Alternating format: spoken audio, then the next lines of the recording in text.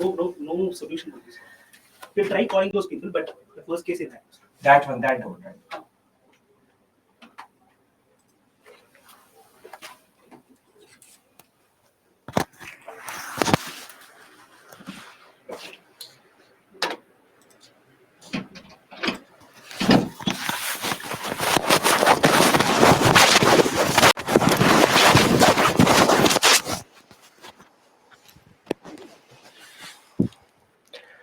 Good evening. I'm audible, I'm visible, no issues?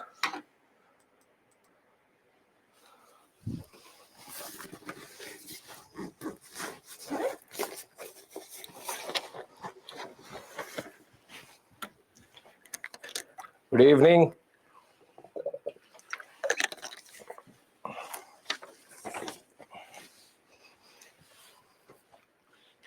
Good evening. We'll wait for 2 to 3 minutes and then we'll begin.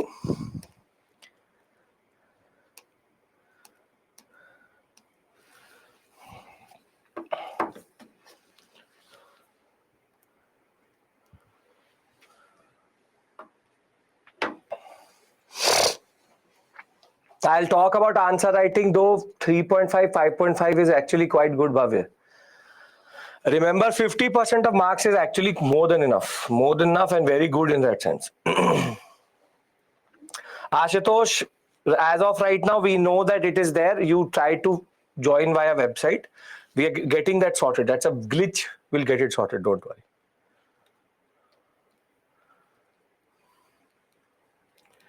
Good evening. A very interesting day in front of us. We have to discuss a lot of interesting topics. If you are answering a 10-mark question or a 15-mark question in mains examination, you will never be able to get, for example, 9 or 14. Out of 10, 5 to 6 is considered very good. Out of 15, 7 to 7.5 is considered very good. In UPSC, you don't get 90%, 80% marks. 5 to 6 is considered very, very good in that sense. So that is actually quite good, Basavraj. 5, 5.5, 4.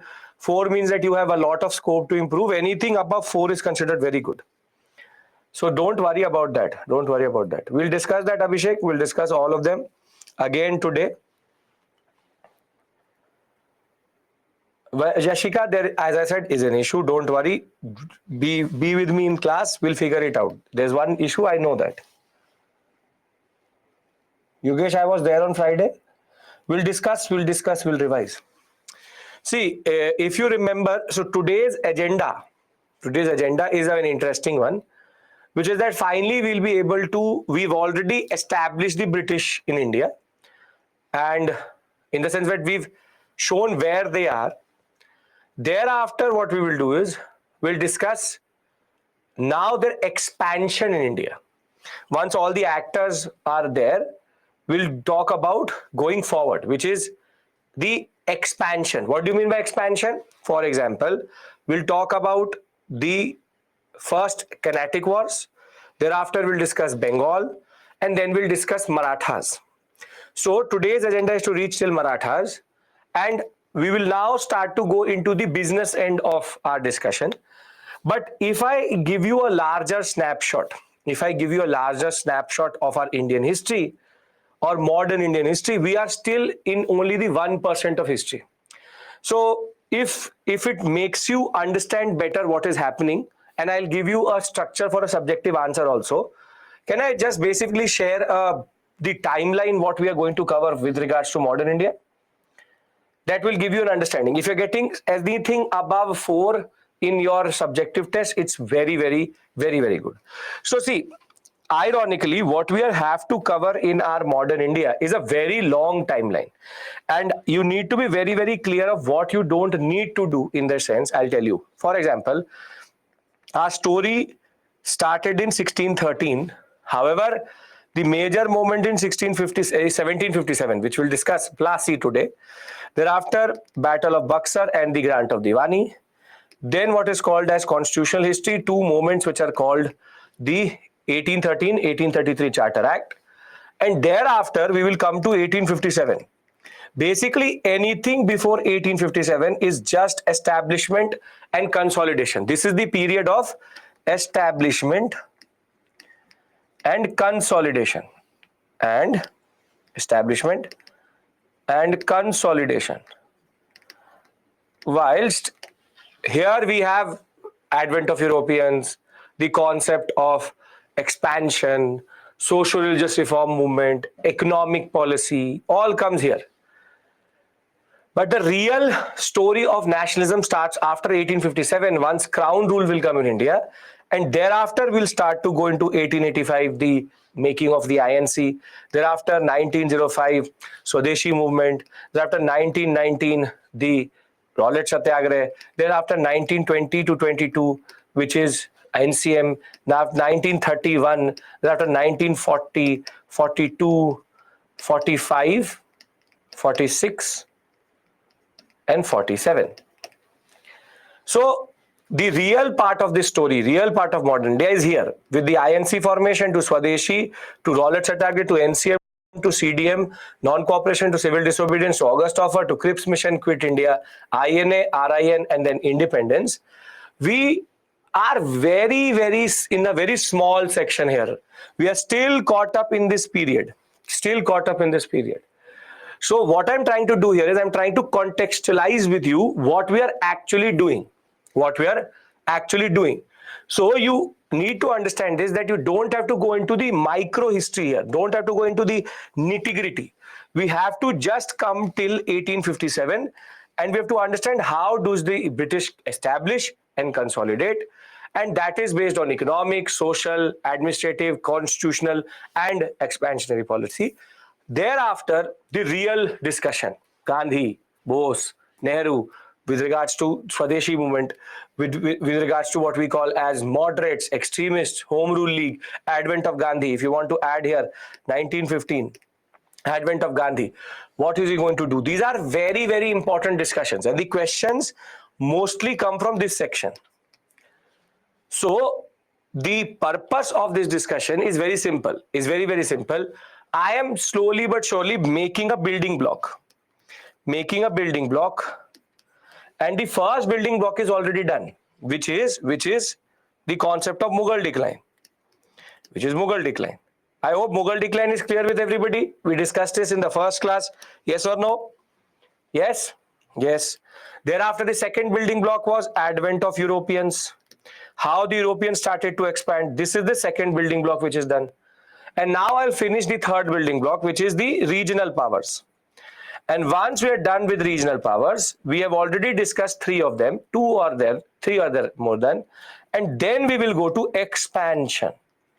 It is expansion where the real interesting part will come, but expansion is also a building block only, because we are slowly moving towards the real end of the story. So we'll do expansion, then we'll do consolidation, then we'll do land revenue policy, then we'll discuss what is called economic policy, then we'll go into much what are called awaited sections, social religious reform movement, the tribal revolt, and then do 1857. So very simply, everything what we do is very progressively changing in that sense, and everything has its own movement. Is this clear? I'm just trying to tell you what is modern India. Modern India is this whole story, and we are still in 1% of it. Now, I was casting a movie, and I had already cast 2-3 very important personalities. If you remember, in Bengal, who was there? Bengal, the most important personality for our movie. Very good. Starts with Murshid Quli Khan, goes to Sujauddin, thereafter to Ali Vardi Khan, and then comes to Siraj ud Dawla. Now, the Siraj ud Dawla role we will discuss today when we'll talk about Plassey. But then we moved to Awadh, And at Awadh, who did we cast? We cast Suja Uddaulah. Very good. These two personalities are actually linked to the same story, which is related to Bengal. And then we went to Hyderabad. At Hyderabad, we cast a very dangerous named person, Nizam-ul-Mulk Asaf Jah. And we will discuss Nizam-ul-Mulk Asaf Jah and his successors' politics when we'll talk about Carnatic. And what we now need to understand, Chin Kilich Khan name changes his name. Now what we need to discuss is what is going to happen in Mysore and thereafter the Carnatic sector. Small discussion on the Rajput states, the Jats, and as I said, when we'll talk about the Marathas, we'll discuss Maratha politics there. Rohilla, Jats, Rajputs, I will discuss with you. Sikh, Maratha, I will discuss when we'll discuss the war itself. So, simple point is, three of our important personalities are casted. As I said, I've been creating a picture in front of you for the past 4 classes, which is how was India declining, how were the Europeans coming to power, and now we have regional kingdoms in that sense. Now, can I talk about what we call as Mysore? Yes? Yes? Great. When we talk about Mysore is a very important part of our story, and it is because it will produce two very important personalities, Hyder Ali and Tipu Sultan, both very conscious of the British presence and British domination in India. But rather the way they come out is that Mysore was not fully ever under Mughal control, but by the time the Mughals started to decline, there was a kingdom or dynasty which emerged. Their name is Vodeyar dynasty. And the last ruler of the Vodeyar dynasty was technically not ruling very well, but rather was being ruled by his own prime minister, whose name was Nanj Raj. So the ruler Chikkadevaraya Vodeyar was more or less useless in this story, and his prime minister was Nanj Raj, and he was ruling in his name. This is called real power and nominal power, Vodeyar and Nanj Raj. Now Mysore is ruled by Vodeyar dynasty, and Nanj Raj is technically ruling in the name of, or is technically having the real power. Now Hyder Ali was one of the officers within the Vodeyar dynasty, and he realizes that Nanj Raj is exploiting the people, and he will challenge Nanj Raj and capture power. So if you remember, Murshid Quli Khan was made first the Diwan, then the Nazim, then the Subedar, and then he captures power. Chin Kilich Khan, again Subedar, captures power, and Sadadullah Khan, thereafter Safdarjung, and then Sujauddin. Sadadullah Khan, which is Awadh, is also Subedar. What is common to all of them is they are appointed by the Mughals and they capture power. However, here Hyder Ali captures power away from this nominal king called Nanj Raj, and thereafter becomes a very important personality. And Hyder Ali will be then succeeded by Tipu Sultan, and we'll talk about Tipu Sultan and Hyder in quite a lot of detail when we'll discuss what are called the Anglo-Mysore Wars, which is most probably tomorrow. So the Mysore story is very, very clear, very, very simple, as it says here. See, it was under Vijayanagara, then briefly goes under Mughal rule. That is why it's considered a successor state. Thereafter, it went under and became autonomous under Vodeyars. Initially, Vodeyars are strong, but the one which was ruling at this point of time, Chikkadevaraya Vodeyar, was more or less useless.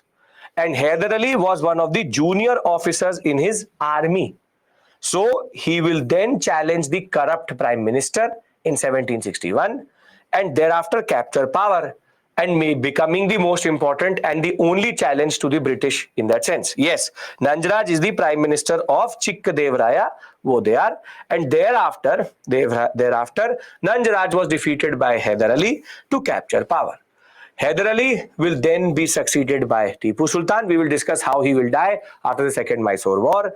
And thereafter, Tipu Sultan, considered one of the most important nationalists, one of the most important personalities who understood, the only one who ever understood the English threat in India. And we'll discuss the way he fought, the concept of his army, the way he had a very modern army or navy because of the French. And the French Revolution connection with Tipu Sultan we'll discuss separately. Basic point of the matter is what are we doing?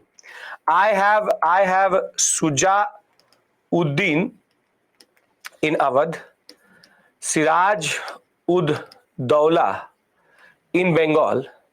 I have Nizam ul Mulk Asaf Jah in Hyderabad. And now I have Hyder Ali in Mysore. Very simply, Sujaud Dawla.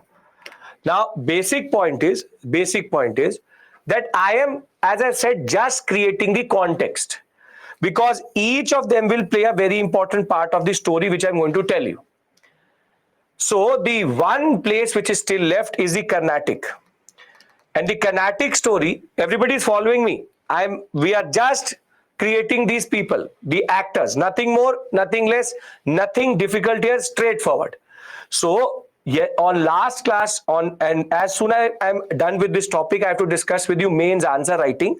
So please just wait for 5-10 minutes. We'll discuss mains answer writing because you would have written about the answers. And I would like to know how did you perform and generally. The basic point is Sujaud Dawla, Sirajudaulah, Nizamul Mulk Asaf Jah, Hyder Ali and Carnatic. We are going to do Anglo-Mysore, but we will do it in a sequence. First is the Carnatic War, then it is Bengal, then it is Maratha, then it is Mysore. We will discuss this. We will discuss till today. Don't worry about that, Shafruddin. The basic point of the matter is, are these 1, 2, 3, 4 and 5 powers, the fifth power can I discuss with you? Are we all on the same page? I told you before we started this concept that in the larger scheme of modern India, we are still caught up in the initial part of it and we have to move further. I have already established two power or what are called two foundations in this story. Now we have to do the third foundation in that sense, which is regional powers. And as I said, now the story of Mysore is also clear. We need to just understand now Carnatic. Now Carnatic is very easy. Carnatic is easy because Carnatic, which is modern day Tamil Nadu coast, was actually under Hyderabad. And as soon as Hyderabad will become more or less independent, the Carnatic state will also become independent, which is there will be a new dynasty which will start under a person called Sadadullah Khan. So Sadat Khan, Sadadullah Khan, and the person who will become important for us is Dost Ali, which is that it was a Suba of the Nizam, which is Hyderabad. And after Hyderabad became a separate state altogether, the Nawab of Carnatic became free, which is Sadadullah Khan. And thereafter, his nephew Dost Ali will capture power and appoint what is called the Navanith dynasty. Basically, Ashika, doesn't really matter how they came to power. These people are actually just important for my story. That is it. You just need to understand it. Suba means a smaller province.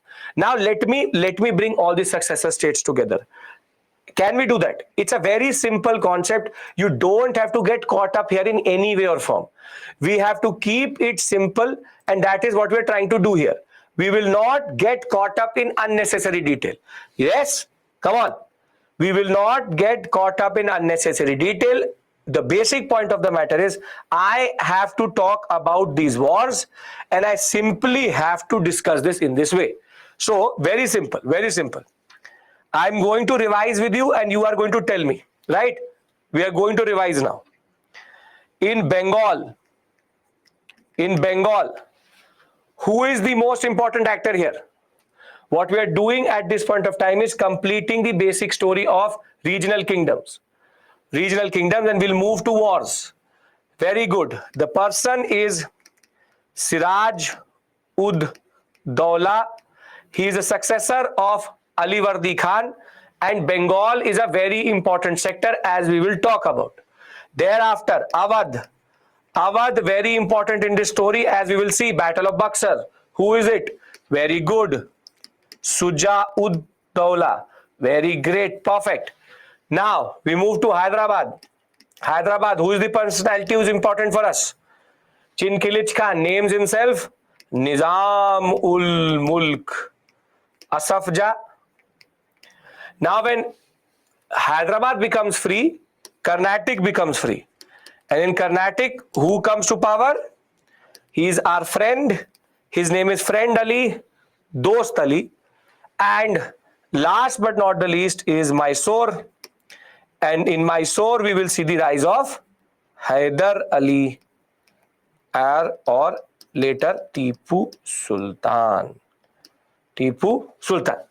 Now, can you remember these basic names for me? I'm not asking you to remember how they came to power. That is my prerogative to tell you. Can we all remember this? Vipin, doesn't matter. Don't worry. I know there's a issue. Don't worry. Just join. Okay. Great. You can. And I'm extremely grateful if you can. Perfect. Now, Carnatic, as I said, was part of the Hyderabad state. Once Hyderabad state will become free, Carnatic will also carve out its own space. And basically in this larger map, as you see here, we have now created the Carnatic sector, Mysore, Hyderabad, and you have Bengal, and you have Awadh. Now we have certain rebel states to do. As I said, Marathas and Punjab, I will do separately when I'll do Anglo-Maratha or Anglo-Sikh war in that sense. And the basic point of the matter is, don't worry, Bhumika, I know that we have to discuss the Rajput states.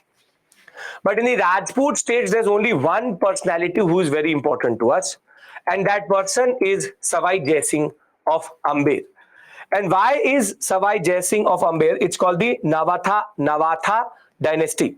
Which dynasty in Carnatic region? Dost Ali comes from the Nayavath dynasty. That's it. Now, the only one which we need to discuss is because Savai Jai Singh is the one who established none other than the Jaipur city itself. And also, he is the one who is known for what is called Jantar Mantar. Jantar Mantar, if you've seen in Delhi or in Jaipur, you would know. Travancore, Aditi will discuss with reference to Carnatic. Don't worry about that. Basic point is, Jantar Mantar is a astrological device made in a form of a what we call as a building. These are very beautiful, very technical concepts. And basically, Raja Savai Jai Singh, very interesting personality, distinguished statesman, astronomer, and a man of art and science, loved science. He founded this Jaipur city itself and made what are called observatories. These are called Jantar Mantars in Ujjain, Jaipur, Delhi, Varanasi, Mathura. There are 5 observatories which he actually made. He was also the one who even translated one of the most important tables for astronomical what are called observations, which was called Zil Muhammad Shahi. And basically Zil Muhammad Shahi is an old text which had all these tables for calculations, and he is the one who actually translated them in order to understand how do we calculate what we call as a distance between different planets. And he also was the one who will translate a Greek text called Elements of Geometry into Sanskrit, and trigonometry and Napier's work on logs, as they are called, into into the what is called Sanskrit language. But his most important contribution is that within his own kingdom, Jaipur sector, Amber, he made sure that women's marriages, the level of money which was being spent was reduced so that it was not leading to what we call as women's discrimination. The basic point is, see, this is a person, this is a book. You don't need to learn it. You don't need to learn it. The basic point is, if in the examination it says Jantar Mantar or observatories, what are big astrological observatories, can you mark it with Savai Jai Singh of Amber? You tell me. Can you do that much? You can? See, my basic strategy with you is very simple. Very, very simple. And if you've ever interacted with me, you would know I don't give unnecessary information. You are already a human, I hope, and you already have a capacity. I'm not going to give you anything which is going to bombard you with facts and ask and expect that you learn it. I will every time, simply, when I'm marking something, that is the only thing which is important. Don't have to get caught up in any details. We have a lot to learn in this story. These are just basic things for prelims. Jantar Mantar is Savai Jai Singh. Is there an issue in that? Jantar Mantar is Savai Jai Singh. Is there an issue in that? No? Perfect. So I hope that you can agree with me and be with me with regards to facts, because facts are something which will totally distort everything. We need to understand modern India in such a way that we can learn and remember facts as much as possible, because it is always very easy for teachers to simply say, learn all of this, learn elements of geography. Does not matter. Simple point is, I am not going to basically bombard you with unnecessary facts. Savai Jai Singh is known for only one most important thing, Jaipur city, Jantar Mantar, and the concept of translating certain books into astronomy. He's a person of astronomy, and that is the basic point. Agreed, everyone? Agreed? Great. If that is agreed, then the next most important personality, or the area which we need to cover is basically the Jats. Jats are a very interesting group of people, and they were always a problem for the Mughals. The Mughals were never able to subdue them. These are agriculturalist communities around Delhi, Agra, and Mathura. And because of the way the Mughals were squeezing the agriculturalists, Jats were the first to revolt in 1669, and thereafter in 1686. Again, don't have to learn this. But basically, the rebellion was based on overexploitation. And what you need to know for the examination rather is, Jat state of Bharatpur was established by a very important personality, Churaman and Badan Singh, and it is Raja Surajmal who will take them to the highest glory, and they will have a proper state before the British are going to capture them. So here we need to remember Raja Surajmal, Churaman and Badan Singh. I know there's a lot of names, but all these names have a purpose, because when I'll say certain things in expansion, it should not ring or it should not be out of context in that sense. Now, the last but not the least, and thereafter we finish this theme, are the Rohilas. Rohila is very small state in the Uttarakhand sector. It was actually a person called Muhammad Khan Banghash. He's an Afghanistani person, Afghanistan adventurer, who comes during the period of Farrukhsiyar and Muhammad Shah Rangila and establish himself in the Aligarh Kanpur sector. So the whole that Aligarh Kanpur sector up to Uttarakhand. and he will create it as what is called as, his successor is going to call it as Rohilkhand, Ali Muhammad Khan. First capital was Alon in Bareilly, later Rampur. Simple, 2-3 facts. In the examination, Ali Muhammad Khan Bangash, Rohillas. That is it. Now, simple, very simple concept. Let's consolidate everything. Everybody is with me till this point? Very good. Now, what have we done in the past 3 classes? What have we done in the past 3 classes? This is India. This is India. This is India. And at the moment of 1748, rather 46,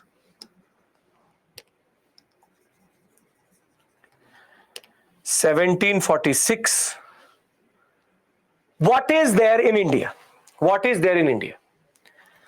First point is the Mughals are declining. Mughals have been declining. Anybody has any issue in this with regards to Jagirdari crisis, with regards to weak successors? We had a very long and very elaborate discussion with regards to what is happening in that sense.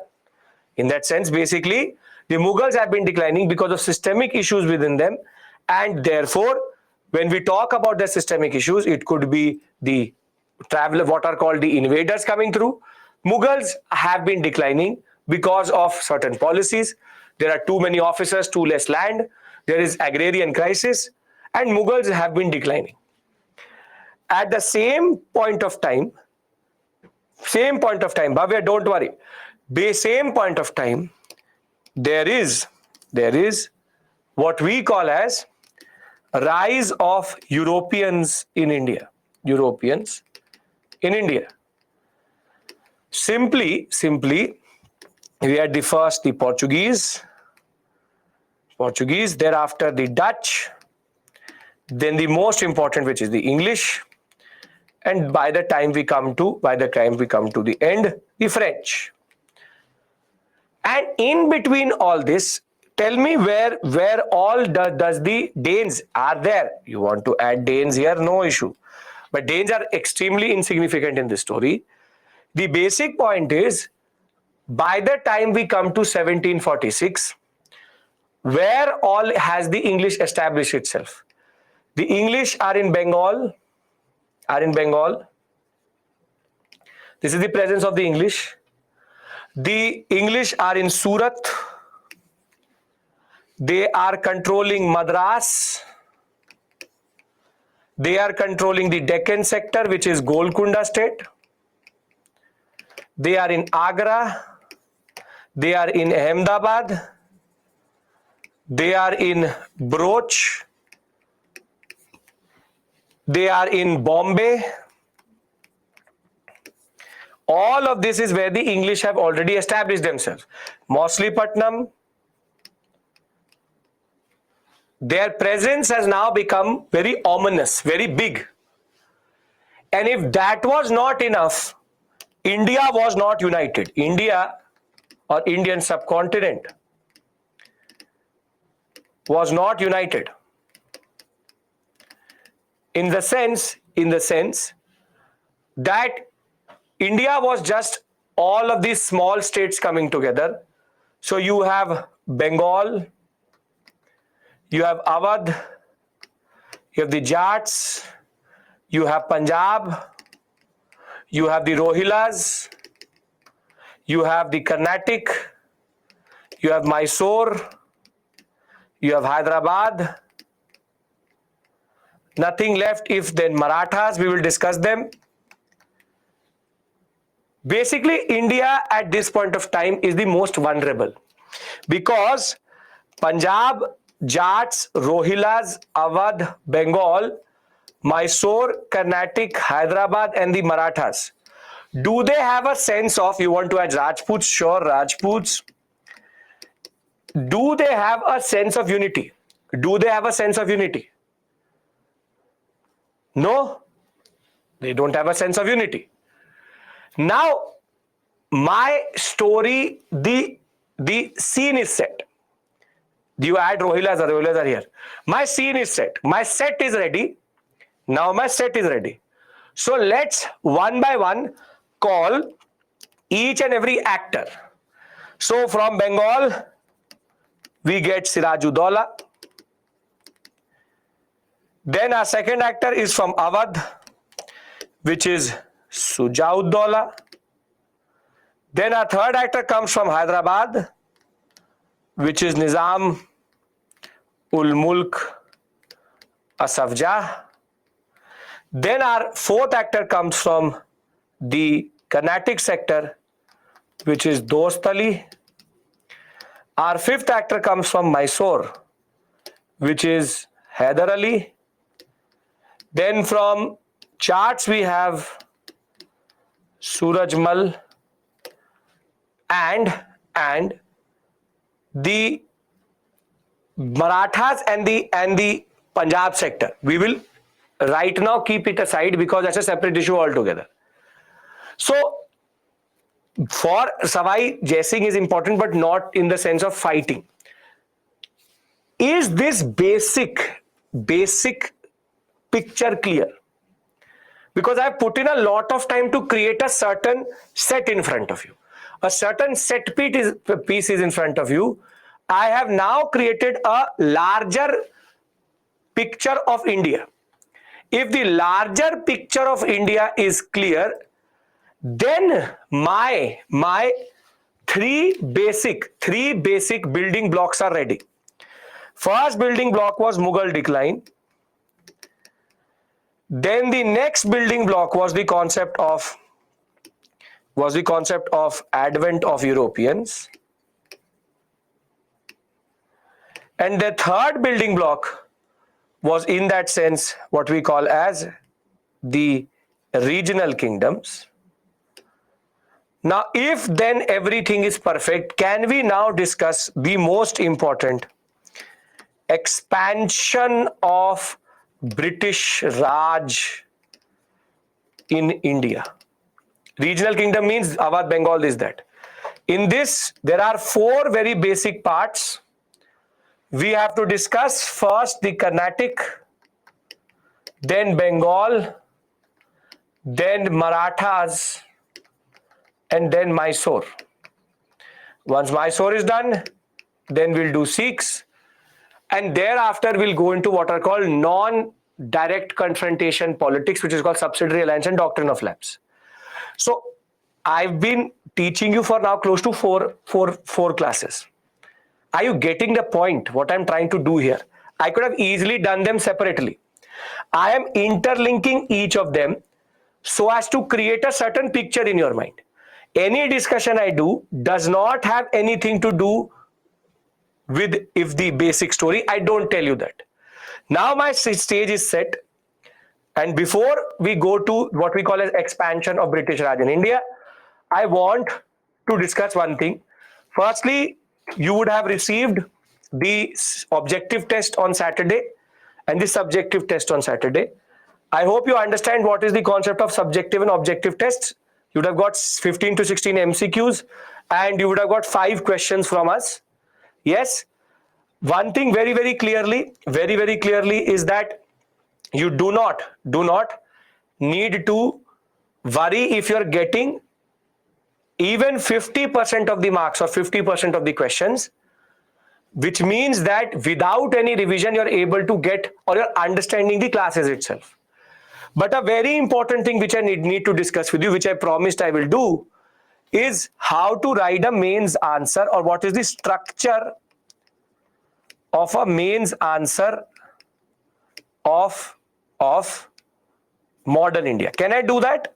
And then I'll discuss with you these words called elucidate and this and that. This one discussion I think is worthy to be discussed here before we start our discussion with regards to what we have to do in that sense. Because this is something which will really help you in that sense. Divya, there's an issue, I know that. Just join us the way you can. We'll figure it out. It is something which happened in the morning also. Don't worry about that. Okay. Now, please listen to me. no specific, no, don't have to go to any videos, don't have to go to any form of forum. I'm giving you a structure, you have to follow that. Every answer has 3 parts. One is called introduction, the next is called body, and the third is called conclusion. Now, I saw a lot of your answers. Firstly, first attempt, it makes a lot of sense, but you all are very talented in that sense. You only need direction in that sense. What you've done is that you've written the answer like a katha. Starts from one line, ends in the end, just going on. This is not the right way to write an answer, because you are not writing the new Granth or the Ramayana or the Mahabharata. You just start and go like this. No, there's a structure. The structure is that the introduction is always in paragraph form. This can change for other subjects. For us, paragraph. For modern India, for history, paragraph. The body will always be in point-wise form. And Vivek will get that sorted, don't worry. And then the conclusion is also in paragraph form. Basically, it looks aesthetically better and you are able to convey as quickly as possible what you need to convey. I will make you realize one thing by the end of modern India, that 150 and 250 words are not a lot of words. By the time you will sneeze, you will be already at 50 words. And basically, you have to be very, very precise. Very, very precise. Now, what is the purpose of the introduction? The introduction very specifically, very, very specifically, deals with the context or the historical context. While on the other hand, the body is when you're trying to answer the question itself. And the conclusion is mostly either impact or significance. And for example, here we have context or historical background. Historical background. Is this making sense? The structure? You'll find for history, this is a structure which is very, very important for us. Yes? Perfect. Now, what I'll do is that I'll try to write an answer in front of you. Don't have to copy me. Just see how I'm approaching the question.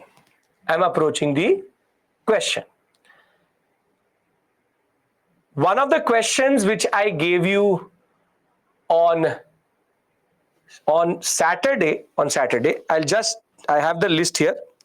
I'll answer one of them for you so that you can understand how to go with it. So I gave you fourth question, which is, what are the advantages of private trading companies over governmental funded trading companies? Is the question you're talking about? I gave you causes of decline of Mughal Empire. Blue Waters policy was bedrock of colonialism in India.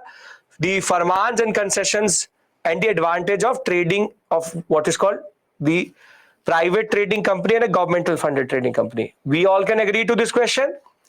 Private trading company, governmental trading company. Yes? So the question we choose is, what are the advantages of a private trading company over a governmental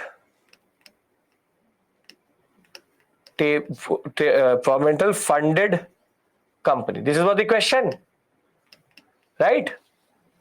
Now, Shavni, there's no issue. No, don't worry about that. You don't have to go for, see, tables work, but I'll tell you how to do it. Now you see how I'm writing, I'm approaching. I'm obviously not writing the 250 word answer to you. Now I have to write the introduction. So what will I write in the introduction? What will I write in the introduction? In the introduction, I will say 3 points. See, and I'm making it up in front of you itself. I will say that when the Europeans came to India, they came in the form of different type of companies. Some of the companies were funded by the government, and some of the companies were privately funded companies. For example, the English East India Company was a private company, and the Dutch and the French companies were governmentally funded company. I've given them 50 words, basic point. Now I write a very important line. Let us now discuss the advantages of a private company over a governmentally funded company. Now you have two options. Either you go point wise or you make a table. But because the question is not saying compare and contrast, it would look a little bit odd. So what I'm going to do is, I will go into the body. I will not write it in the examination, obviously, it's in my mind. You can make flowcharts if you have the time, why not? And basically in the body, I'm going to say point wise, very simply,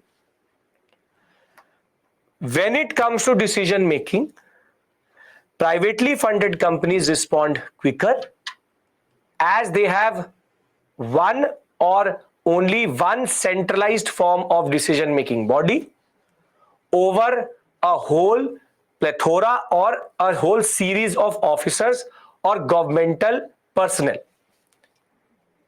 Decision making is the first thing which I take as marker, decision making.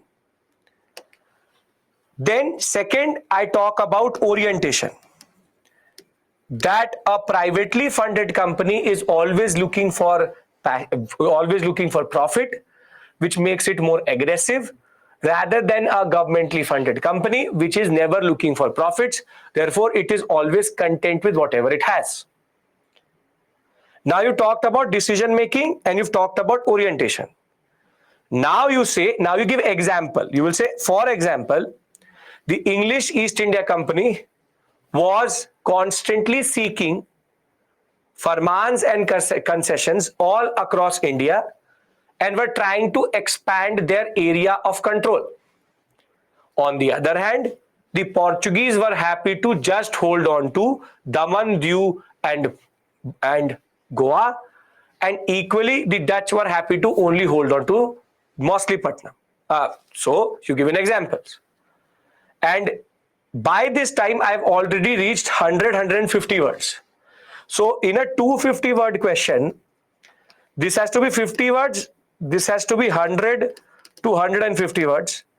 And now I will say in the conclusion that as the history of India is testimony, the English East India Company was always one step forward than the French and the Portuguese and the Dutch because of its joint stock company origin. Therefore, we can see there is always advantages of a private company over governmental trading company. Now tell me one thing. Within these 250 words, did I have space to write facts? Yes or no? No? Then why are you obsessing over facts? Whatever I wrote was a generic question. It's a generic question, generic answer.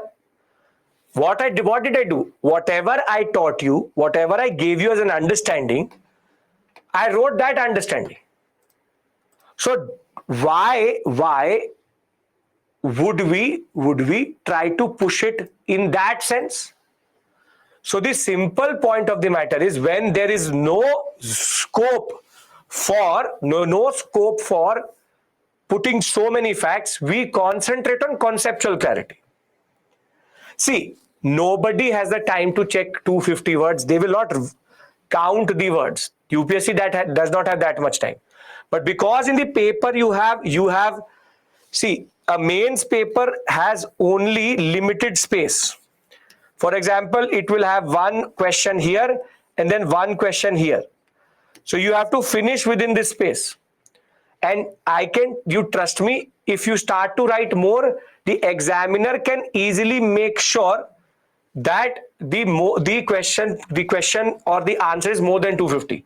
If you go to 254 and 260, it's not that they will call you and say, remove these 4 words. A little bit of sin is allowed. 250 to 260 is okay. Now 250 to 300 is a problem.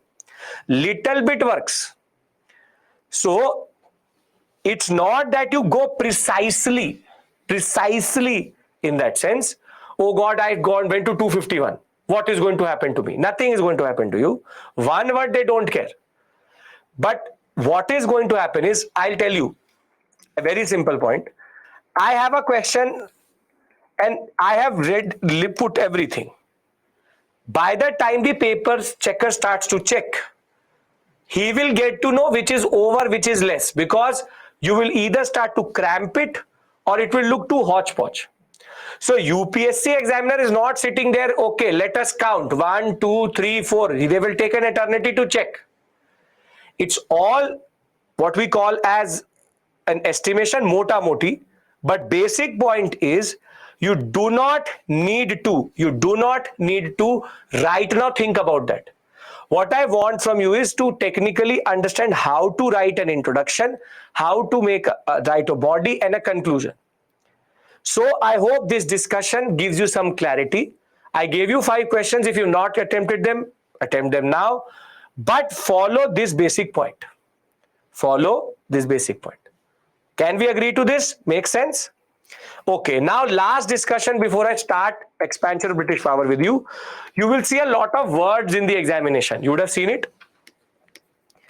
Elucidate, explain, comment, discuss.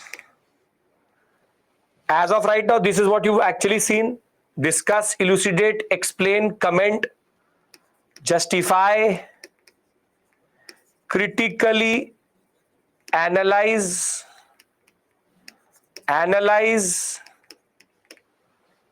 evaluate.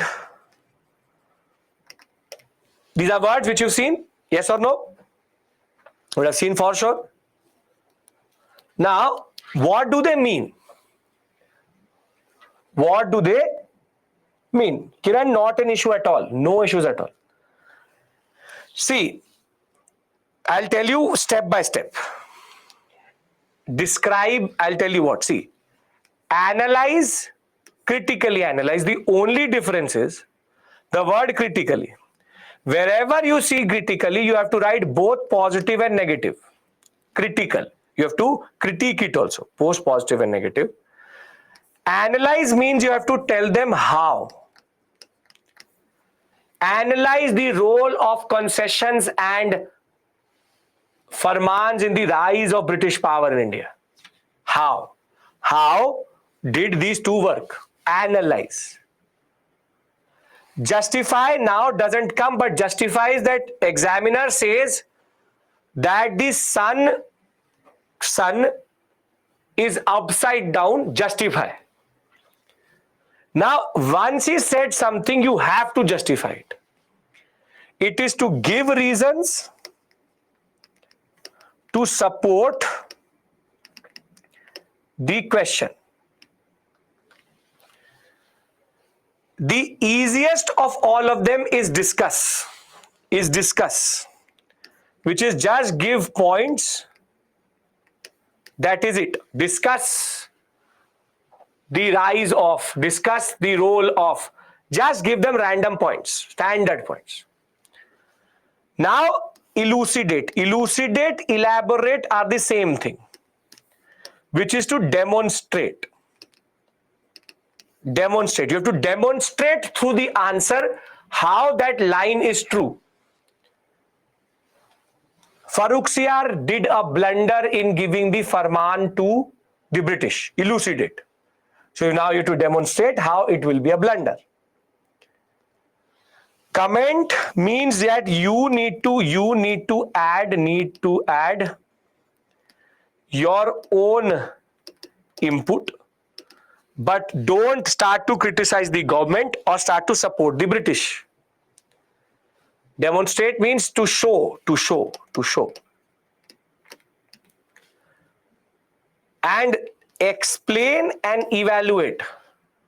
Evaluate is mostly about comparing. That evaluate this understanding. And explain is discussing with reasons. Illustrate is also this only. All synonyms to each other. So there is very simple difference between them. Very simple difference between them. Analyze, critically analyze, justify, discuss, elucidate, explain, comment, evaluate. Small. Are you able to understand the basic difference? Because I will keep on telling you this as we go on. This is going to be equally about writing answers, because that is a very important part of modern India. Can I now talk about the expansion of British Raj in India? Come on. Can we talk about that? Okay, perfect. Can you give a clear example of elucidate? I'll give you a very simple example. The Constitution of India has a quasi-federal bias. Elucidate. Now what you need to demonstrate to them is, how is India a federal structure with unitary bias? Getting my point, Anirudh? So it's technically you showing them how that line works. Mostly elucidate you will find with statements. Underquote, statement and elucidate. Right? Discuss is give points. Discuss is give points. Simple. The difference between explain and discuss is give points, don't give reasons. Explain, give reasons. Can I move on? Expansion of British power. Elucidate is to demonstrate, to show. How, you have to prove. Hence proved. Right? Okay. And I have everybody's consent with regards to entering theme number 4. Very important, very, very interesting also in that sense. Yes? Okay. Ashraf will discuss as we go on. Don't worry about that. Explain is basically explaining with reasons. You have to discuss with reasons. Okay. Now, one thing is very clear. The British have a very good opportunity to get India. They have a very, very good opportunity to get India. And now, see, Portugal is more or less out of the picture. They are not a challenge to the British. We already know that. They're not a challenge to the British. The Dutch, they don't care.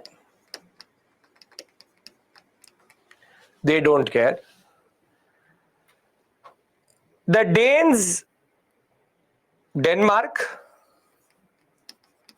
they themselves are more or less useless.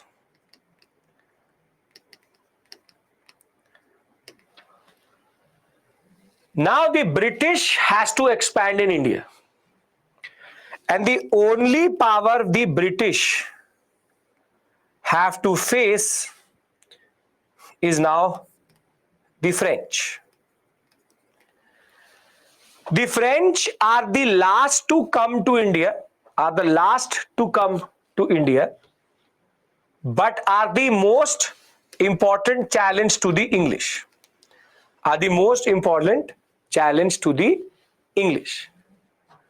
So the first moment of conflict in India is actually a spillover event from the English sector or from the European sector. From the European sector.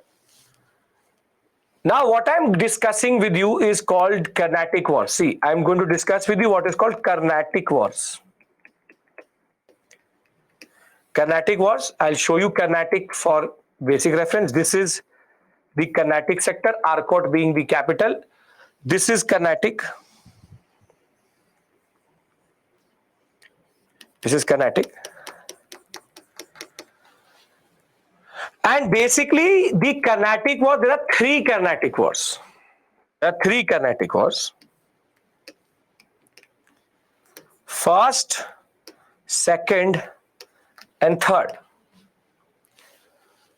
But the Carnatic Wars are actually also called Anglo-French Wars in India.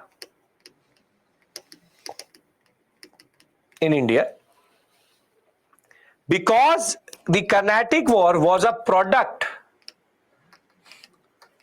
of English and French struggle for domination.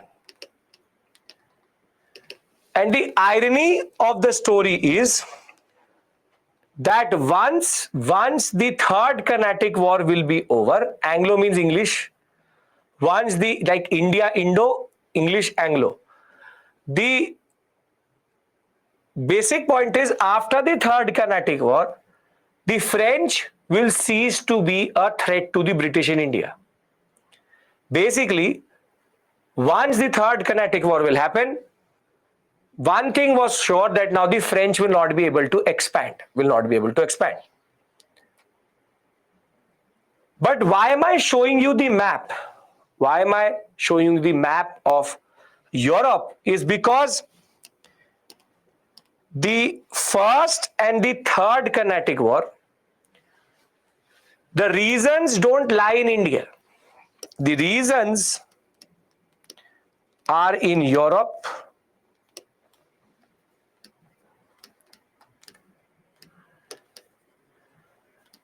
and it is only the second Carnatic War that the reasons are in India.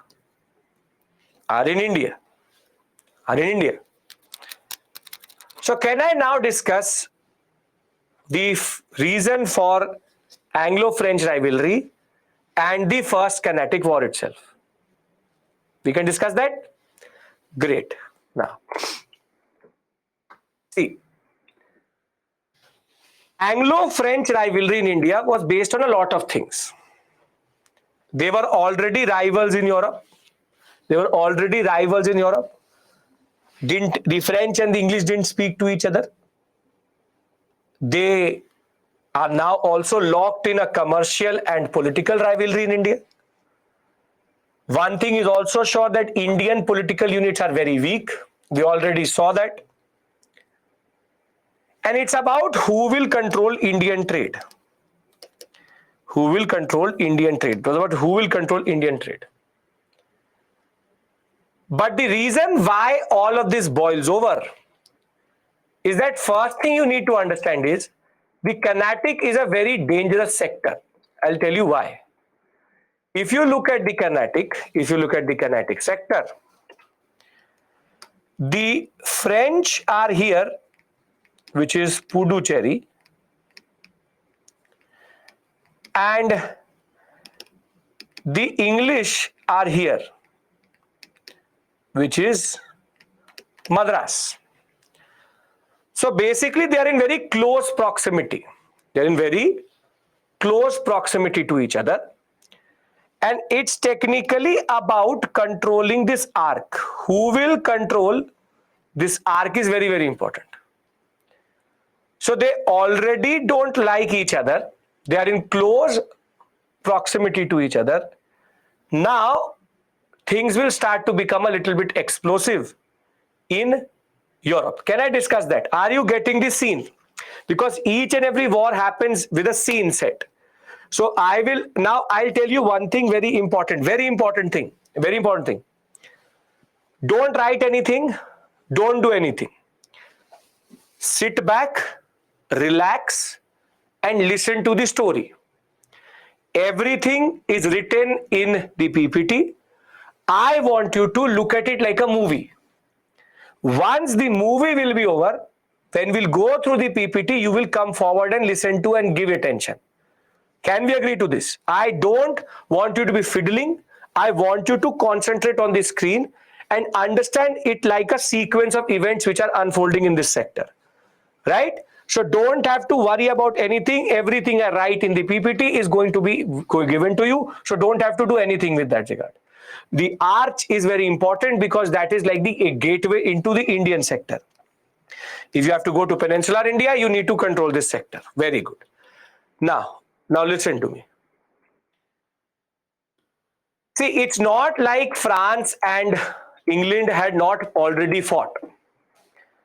They had already fought. There's something called the 100 Years' War. There's something called the 30 Years' War. These two were always fighting previously in 1400s, 1500s itself. But now in the 1740 period, something happens. The arc is important because for inland trade. Something happens in Austria. Though this is technically the Austro-Hungarian Empire was much bigger, but to give you the basic location. In Austria, the king dies. And now it was about who is going to succeed the Austrian king. The name of the king does not matter to you. We'll discuss this again in world history also. And now there is a major power struggle between two parts.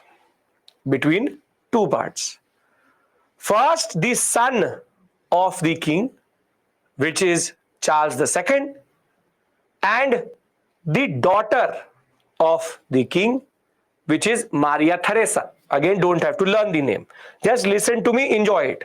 So there's Maria Theresa and there is Charles II. So now two factions have developed. This is called War of Succession. Who will succeed? Happens everywhere, happened in India, happens everywhere. So now there is one group and there's a second group. And there are certain powers which start to support certain groups. For example, the group of Maria Theresa was supported by the English because England also has a rule that women can come to power. For example, Elizabeth, Victoria, all of them. But the other one, Charles II, he gets the support from France. So while Maria Theresa gets support from England, France gives its support to Charles II. Now this starts to bubble up and become bigger and bigger and bigger in Europe. And this is called the Austrian War of Succession, which happened between 1740 to 48 in Europe. It's a very specific thing in Europe. It's a Europe specific thing. Now need to see something, which is that there are camps which will develop. For example, France, Prussia, Spain. Prussia is nothing but Germany. Bavaria, Sicily, Naples, Genoa, Sweden. And it will become versus the British, Habsburg, Hanover, Dutch, Sardinia, Russia. Basically, there are two camps which develop in Europe, which is the British camp versus the French camp, which is called the Austrian War of Succession. Can we agree to this much? The finer details are not important to us. What is Habsburgian Empire? All of that I will discuss with you with regards to world history. Right now, we can agree that there are two camps which have developed, which is British and the French. And now there is tension rising in Europe. Tension rising in Europe, and the British are supporting the Austrian successor Maria Theresa. Charles II supported by the French. They gain nothing, just that the same person who will come to power is going to be that. It's a very European thing and it has nothing to do with India. Camp means groups, two groups of power. We don't care which are the smaller chutmut powers, doesn't matter. These two big powers are locking horns. Can we agree to this? I want everybody's understanding, because then I talk to you about the First Carnatic War. Now what is going to happen is, now we're discussing the First Carnatic War. First Carnatic War, which is 1746-48, is that there is rising tension. There is rising tension in Europe because of the context being the Austrian War of Succession. And now the Carnatic sector has two of these powers, the Puducherry or Pondicherry, and a little bit north of it, not exactly, but is Madras. And this is the English, and this is the French. Who is the king of Carnatic at this point of time?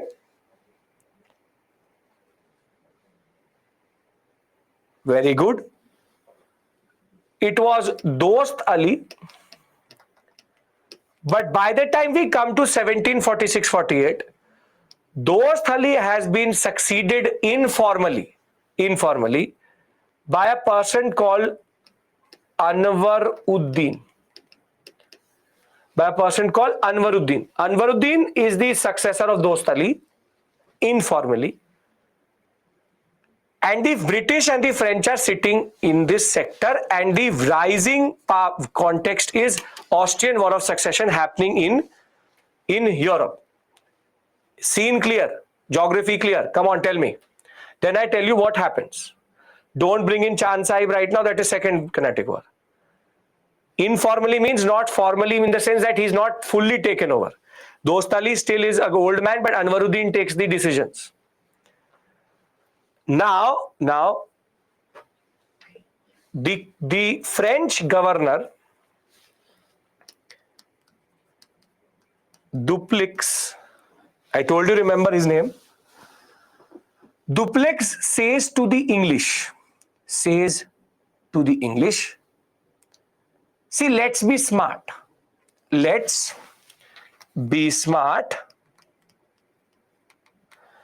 We don't need to fight here. If they're fighting in Europe, let them fight here. We need to be smart, and we should not spill over that conflict into India.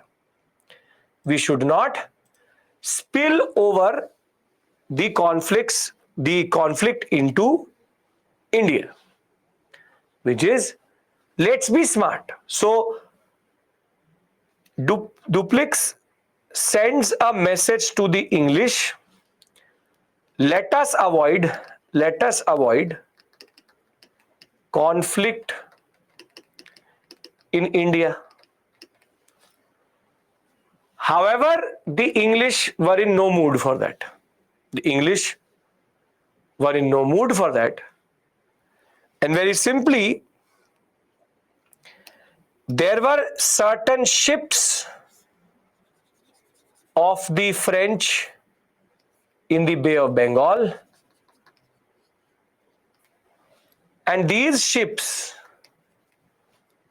were intercepted by the English, and this, see, first is let us avoid, second is there is English seize and destroy French ships in India. Is this a foolish move or is this a very smart move by the English? Foolish or smart? It's a foolish move. This is called the rising nationalism. We will fight it out. So now the French say, you leave us no choice.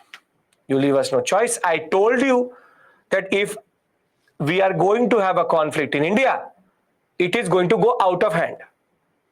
So now the French attack Madras.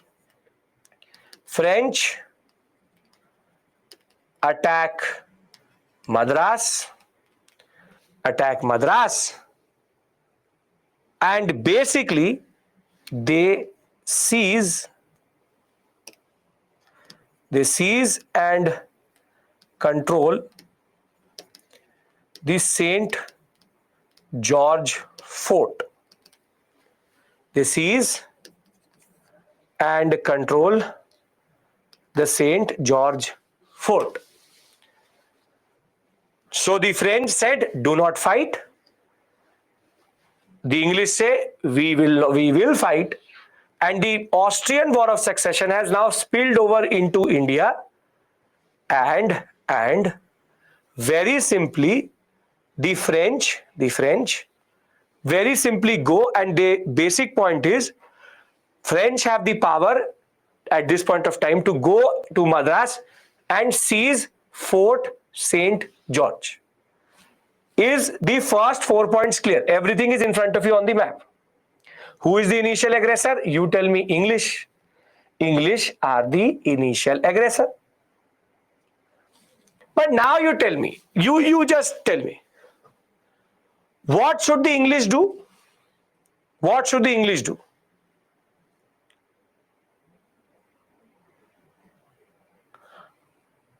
The English would technically or should respond by fighting.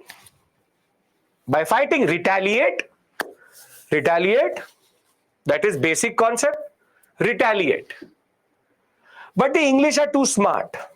They're very, very smart. Very smart. They go to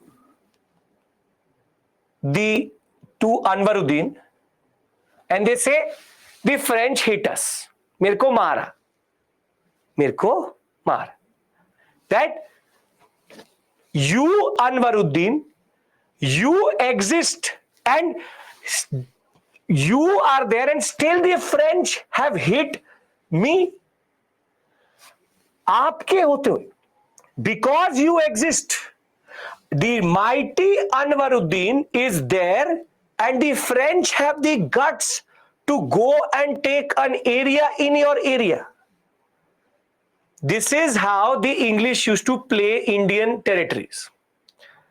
Very simply, the British say to Anwaruddin, how can you do this? How can you do this, you mighty Anwaruddin, the king, the Nawab of Carnatic? How can you let this happen? Injustice. Madras is a fort of the English. However, it comes under your territory. And now they technically start to butter the ego of the Nawab.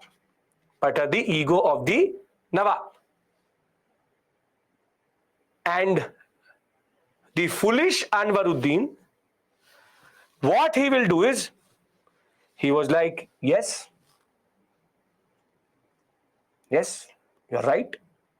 How can this happen? So rather than fighting the French directly in this battle, now English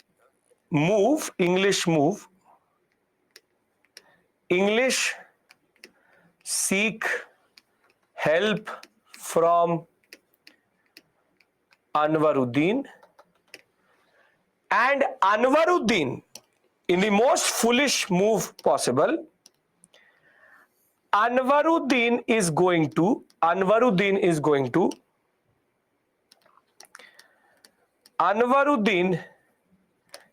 to attack the French at Puducherry, and the French will defeat the Anwaruddin army. I will give you a flow chart for this, don't worry. Try to understand it through the map. And the first Carnatic War is won by the French in India. Now, but there's a twist to the story. There's a very simple twist to the story. What has happened is English attack French ships. French take St. George. St. George, English move to Anwaruddin. Anwaruddin attacks the French. The French defeat Anwaruddin. The sequence makes sense? Simple, very simple sequence. The English did not fight the battle only. This is called the smartness at a new level altogether. So who got defeated was not the British, but Anwaruddin. But meanwhile, what happens is that in the Austrian War of Succession, in 1748, English faction will win the Austrian War of Succession. And basically this whole conflict will end with what is called the Treaty of Aix-la-Chapelle. And Aix-la-Chapelle is a place in France. Chapelle. And France will foolishly return, because they lost. France will return Madras to English.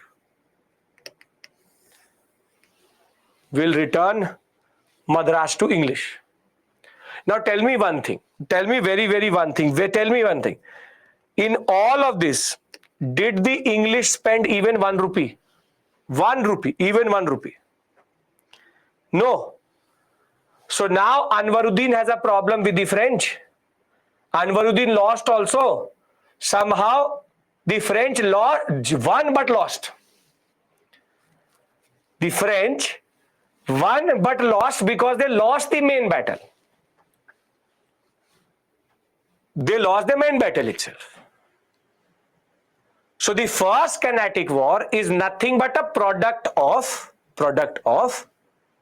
what we call as the Austrian War of Succession. Are these 7 points making sense? Then I write them down for you and we move to the second Carnatic War. I hope this is working, this type of approach is working via map and understanding the larger context here first, and then we will go into the nitty-gritty. So who technically won the Carnatic War? That is the basic question. Carnatic War was won by the French, but the main war was lost by the French. So the ultimate winner is the English only. Okay. Now. That is the basic point. Bhavya, the conflict is not here. So even signing a treaty will not do anything. The main war is this. This is the main war. All of this is just a spillover of that. See, simple. What is the First Carnatic War? First Carnatic War, I'll write it down for you. First Carnatic War. Everybody is following me. You will find it in the book in a very confusing way. Please, I'm trying to keep it simple here. Nothing needs to be done. Understand it very clearly. Okay. You try to open one spectrum and you will find this to be the worst chapters in spectrum itself. Okay. Austrian War of Succession starts in Europe. In Europe, 1740 to 48, spills over, or rather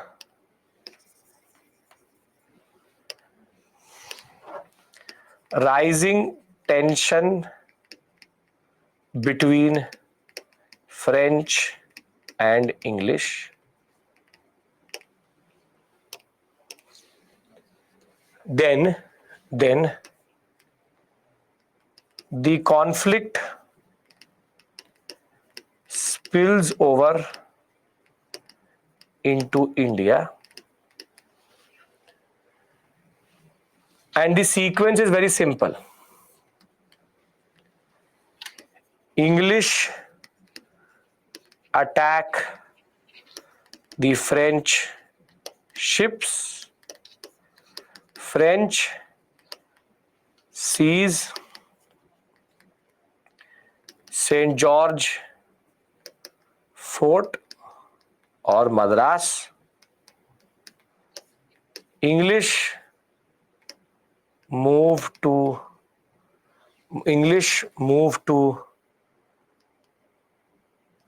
Nawab Anwaruddin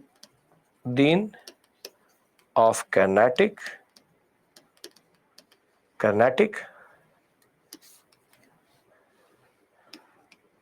Anwaruddin attacks French for aggression.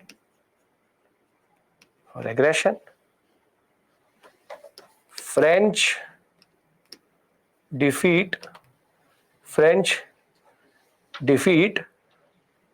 Anwaruddin. However, Austrian war ends with French defeat. And what is the product of that? Treaty of Aix-la-Chapelle. Done, everyone? 1, 2, 3, 4, 5, 6, 7. Can I read it out of the PPT? Anwaruddin lost. Dost Ali was already out of the picture. See, French were concentrated in Pondicherry. They wanted to influence Carnatic and Mysore.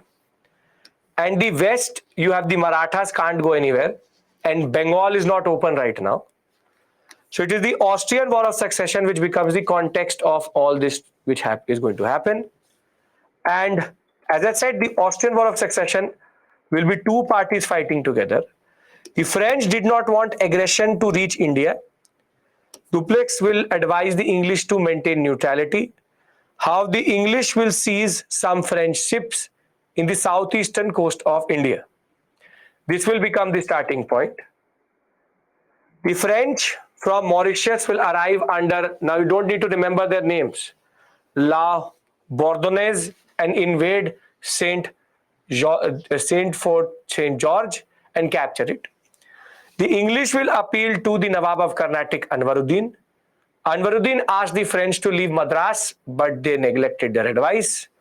At the Battle of St. Thomas, the Nawab sent an army to fight the French on the banks of River Adyar near St. Thomas.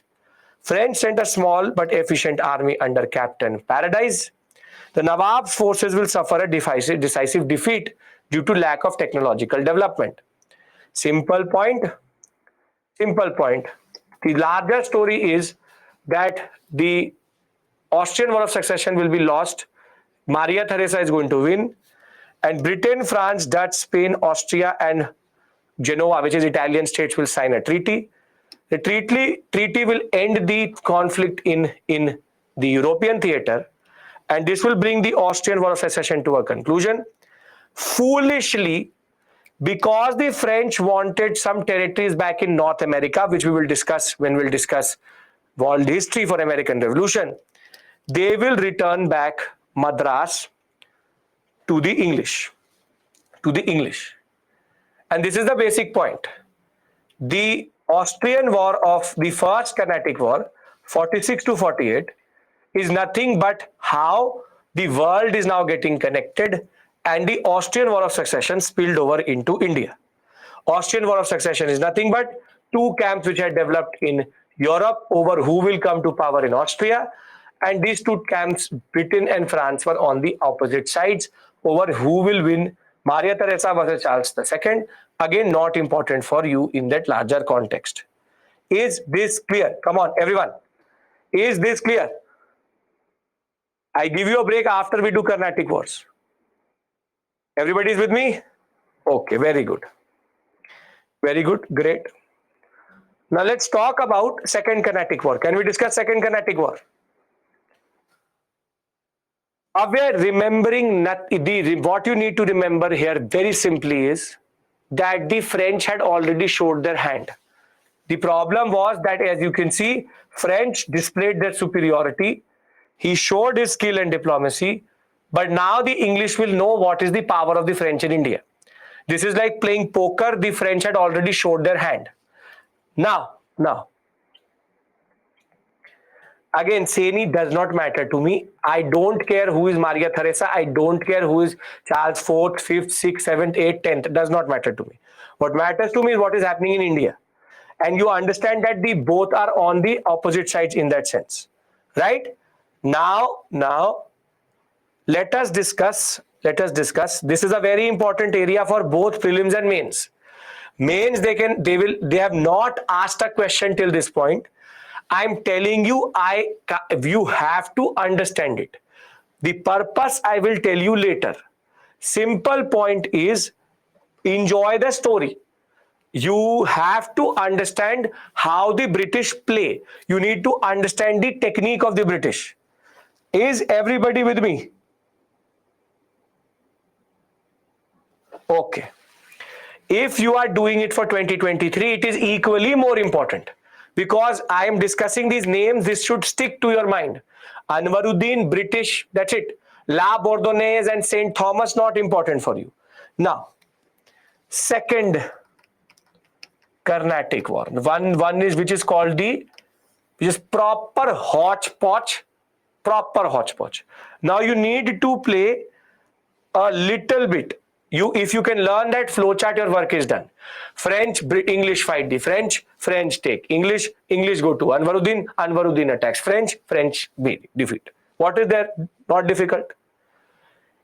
Is this a difficult story? No, it's just a sequence of events which is happening. Okay, now, there is a state called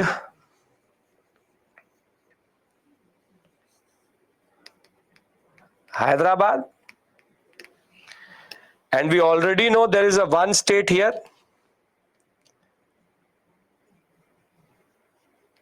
which is Carnatic. Yes or no? Anwaruddin will lose his position very quickly. You will see. Second Carnatic War, you will see. Now, Second Carnatic War is all Indian, but it will show a very important tendency. How the British and French will start to meddle into Indian politics. Now, In Hyderabad, Nizam ul Mulk is dead. Nizam ul Mulk Asaf Jah is dead. And there are two people who have to come to power. Or they're fighting for power. One is called Nasir Jung.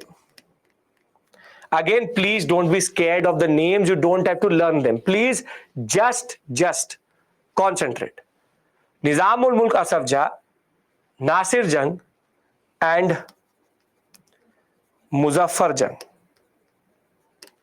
Two people fighting for domination. Vikas, concentrate in class.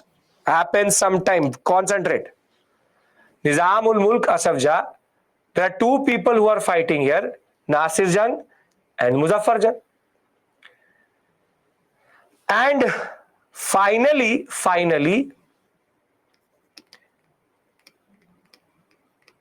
Dost Ali is dead.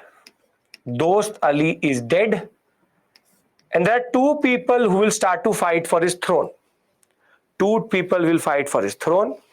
One naturally is Anwaruddin, and the other one is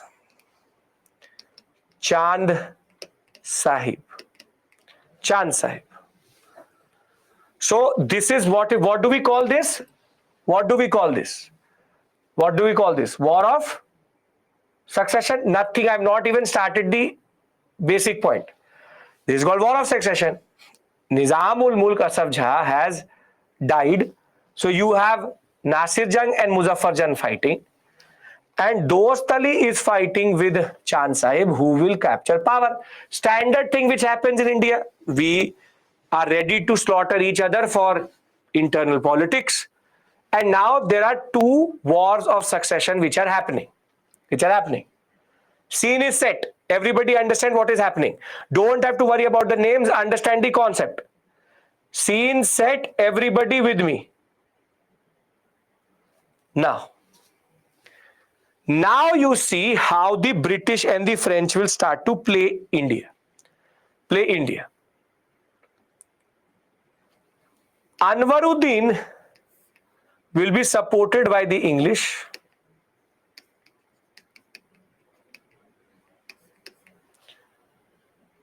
And Nasir Jung, the English will support.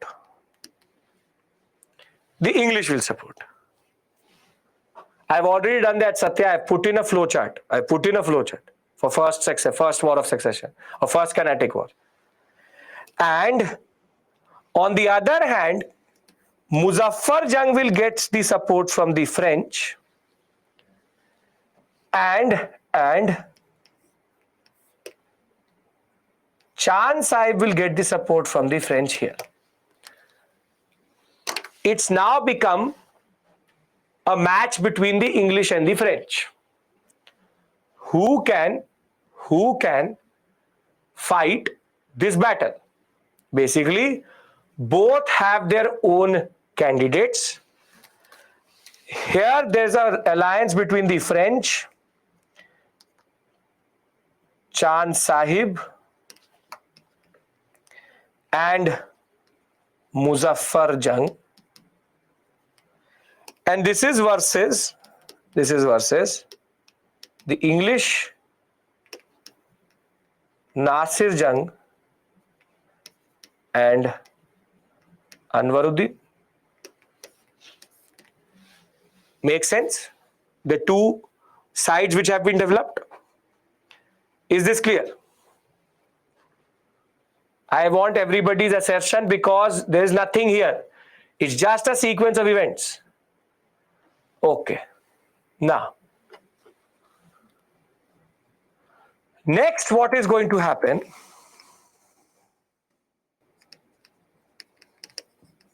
Next what is going to happen is very simply,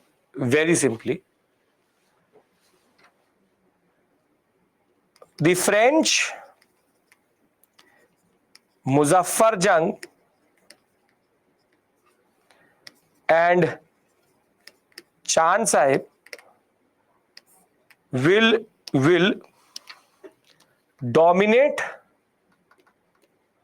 and Anwaruddin will be killed and Nasir Jung will be killed. Basically, English side starts to lose. Again, the French have been able to show that their faction is stronger. Their faction is stronger. Now, Muzaffar Jung, rather, I put it the other way around. Chand Sahib is able to kill Anwaruddin and Muzaffar Jung is able to kill Nasir Jung. Simple point is, French faction is winning. Is winning, or rather has an edge. Let's say, has an edge. Has an edge.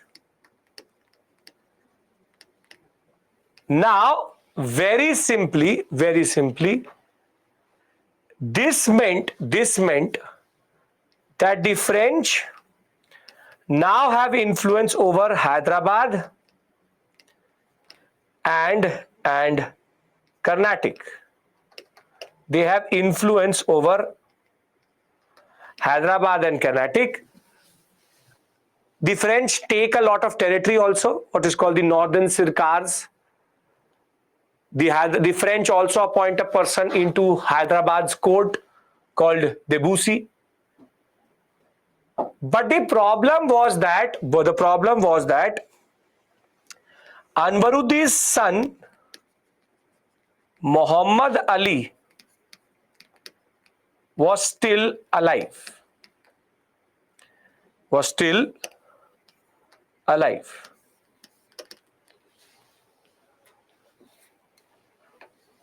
The basic point is, if he's alive, can Chand Sahib technically fully control Carnatic? Yes or no? No? Now, if that is the case,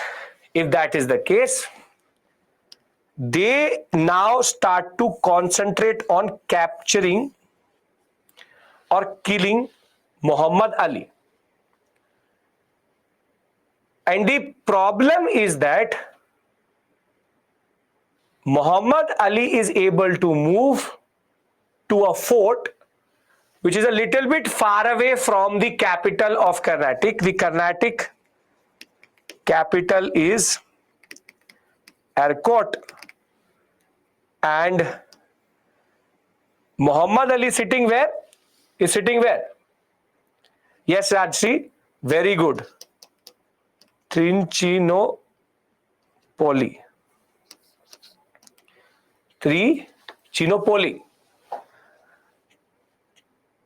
And he is in the fort of Trichinopoly. At this point of time, if you had to put your money, you would put it on the French or the English?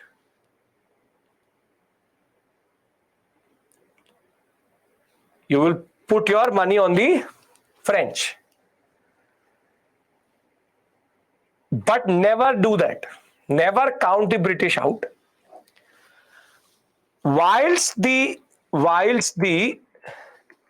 French and Chand Sahib are concentrating on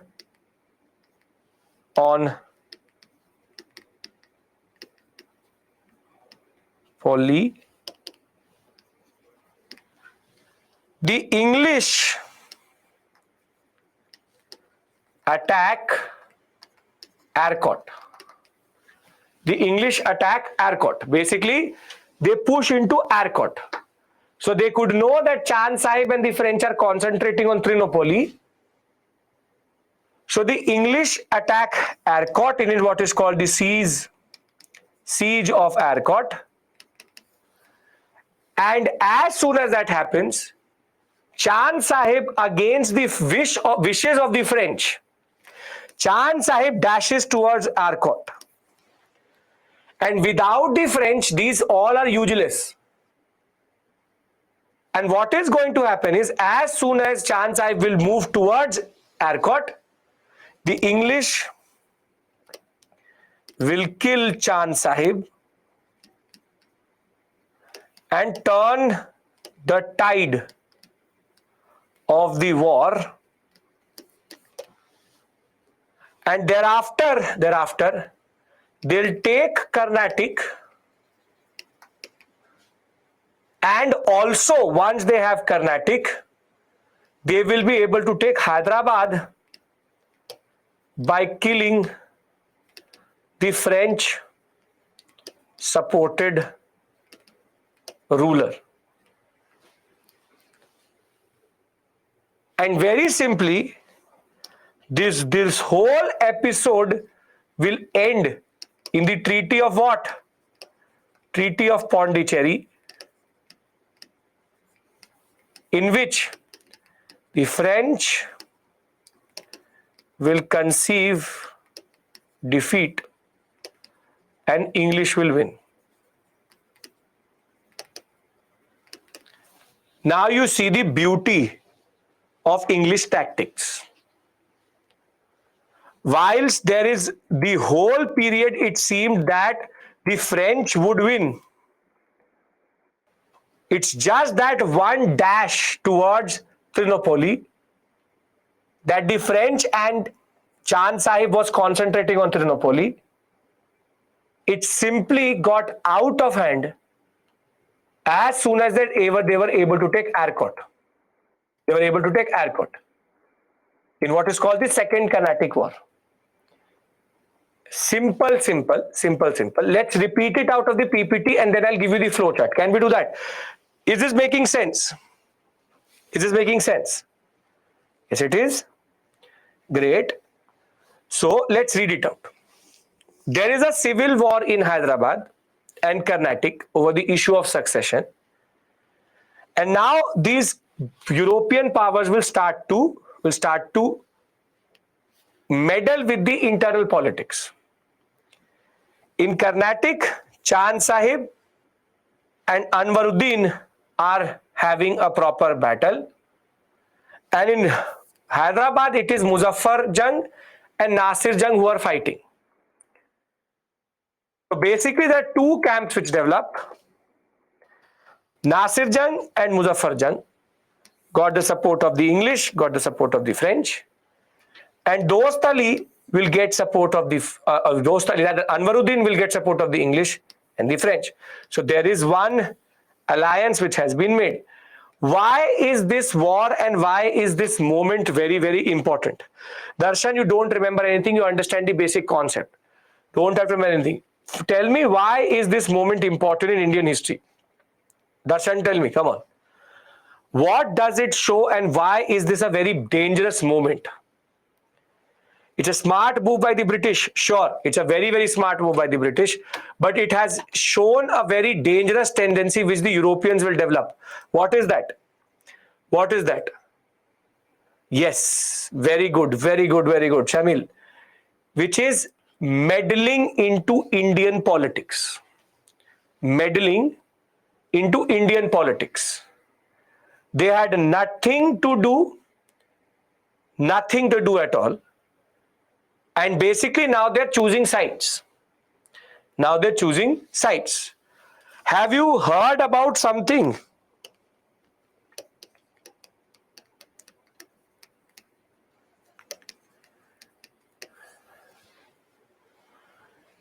Isn't this divide and rule? Rings a bell? This is the genesis of divide and rule. That they very simply are dividing India according to their internal politics. Now, very simply, combined forces of Muzaffar Jung, Chand Sahib and French will defeat and kill Anwaruddin in the Battle of Ambur. Does not matter to you. Chand Sahib was appointed the Nawab, while Muhammad Ali, the son of Anwaruddin, fled to Trinopoli. Thereafter, the French and Chand Sahib now surrounded the fort of Trinopoli, and Nasir Jung will also be killed by Muzaffar Jung by 1750. Nasir Jung was killed, Muzaffar Jung was victorious. Now, in return to this, Dupleix will ask the Hyderabad governor that you give us the territory south of the Krishna river. Again, don't have to remember, but this is what is happening. Territories near Pondicherry, Moslipatam given to the French. French also get northern Sirkar. Everything looks like the French. Looks like the French are going to win. However, the French were too happy controlling this area, not realizing that the English were regrouping. French will control the northern Sirkars. They will appoint a person called Captain Bussy to sit in the court of Hyderabad. However, Muzaffar Jung will be killed by another internal politics. So Salabat Jung will be supported by the French, and basically the French control Hyderabad. I don't want you to do anything with regards to names. You just understand the larger concepts here. The simplest of simplest points is, once it seems that the French have control, the English will start to gain momentum in what is called the siege of Arcot. The villain of India,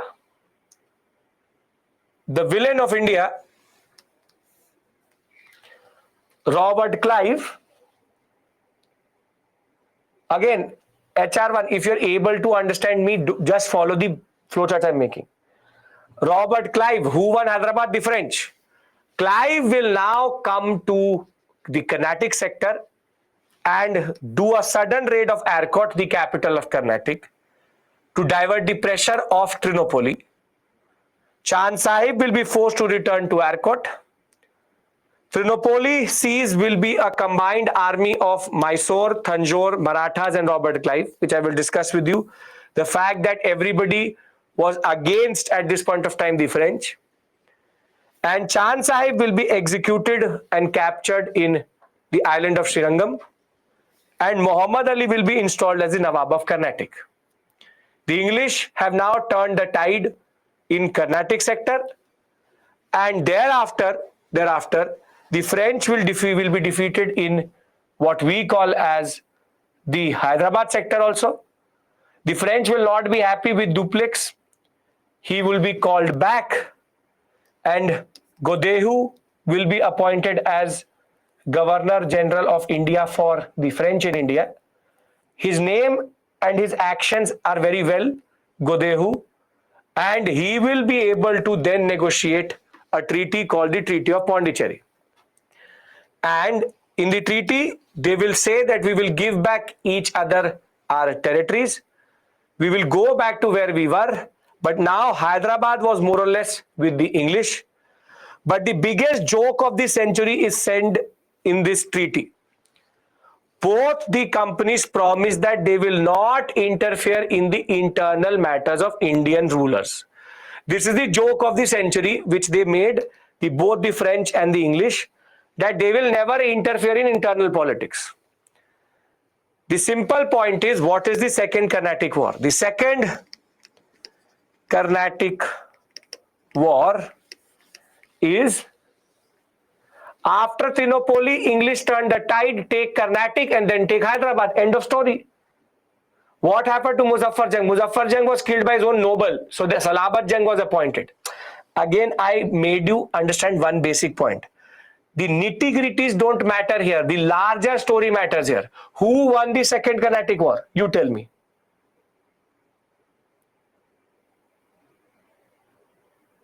The English. They won it by turning the tide at Arcot. Now, how did they do it? Where did they do it? Doesn't really matter to us. They take the Arcot sector, they take Carnatic, they push into Hyderabad and take Hyderabad. End of story. I'm giving you a flow chart. You look at it, right? See,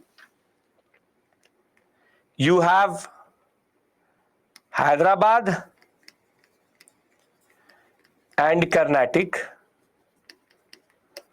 wars of succession. War of succession. Anwaruddin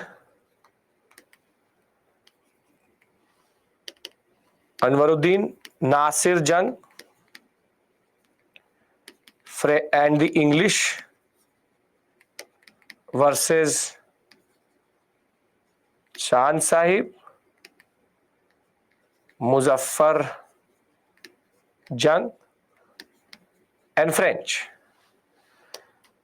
Simplest point. The French win the first round of wars. Anwaruddin dead. Muhammad Ali son in Trichinopoli. Now French go for capturing Trichinopoli. Muzaffar Jung kills Nasir Jung. Hyderabad and Carnatic both in the hands of the French. Now is the tide turning. Tide turns when English go for a quick, what is called conquest, a quick war or conquest of Arcot. Chand Sahib killed. Carnatic regained back.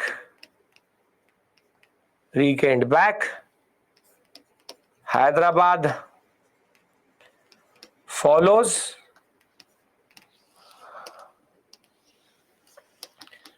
Duplex called back and Treaty of Pondicherry. Can you remember this basic flowchart? Can you?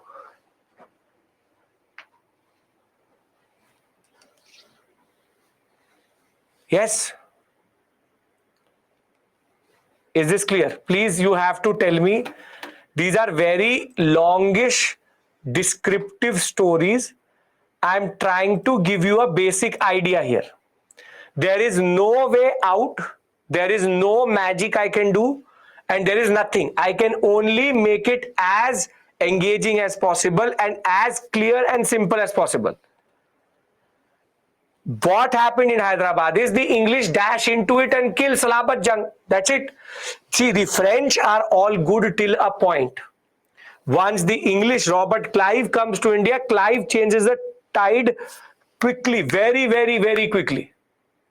So the Second Carnatic War ends with the English now controlling Hyderabad and Carnatic both. So if you want the minute details of what happens in Hyderabad, I'll be happy to share it with you, but it is irrelevant. Salabat Jung will be killed by the English, and simply, the concept is that the English will seize power. Can I move to the last war, the shortest of all of them, simplest of all of them, simplest. If you can't look at, like I told you, sit back and enjoy the movie. It's just a movie. I'm giving you the sequence of events. I'm showing it to you on a map. It should not be a problem. It should not be a problem. How did the French face financial losses? Because when they will lose Carnatic, the English will seize everything in that sector. So Dupleix will be asked, why did it happen? One after the other. Once Clive will come to India, he will turn the tide. You are asking questions which make sense, but in the larger scheme of things makes no sense. Simple point is French will lose to the English very quickly, and that is the problem with the French. The French are not able to respond quickly. This is the problem. The French do not respond quickly as the English. Why? Why is that the French are not able to respond quickly? Yes, the British are a privately funded company. Clive can take decisions himself. For everything, the French have to ask the French crown. So nobody had any idea what was happening. See, I will teach you, when I will teach you world history, I will tell you the French are a useless country when it comes to fighting with the British. They look like they're winning, they look like they're winning, and they will lose. Because the French have a lethargy, have a very bad way of taking decisions. Very bad way of taking decisions. Now, can I discuss the Third Carnatic War, the smallest and the easiest of all of them? Yes? Then we take a break. Now, let's go back to the map. Third Carnatic War.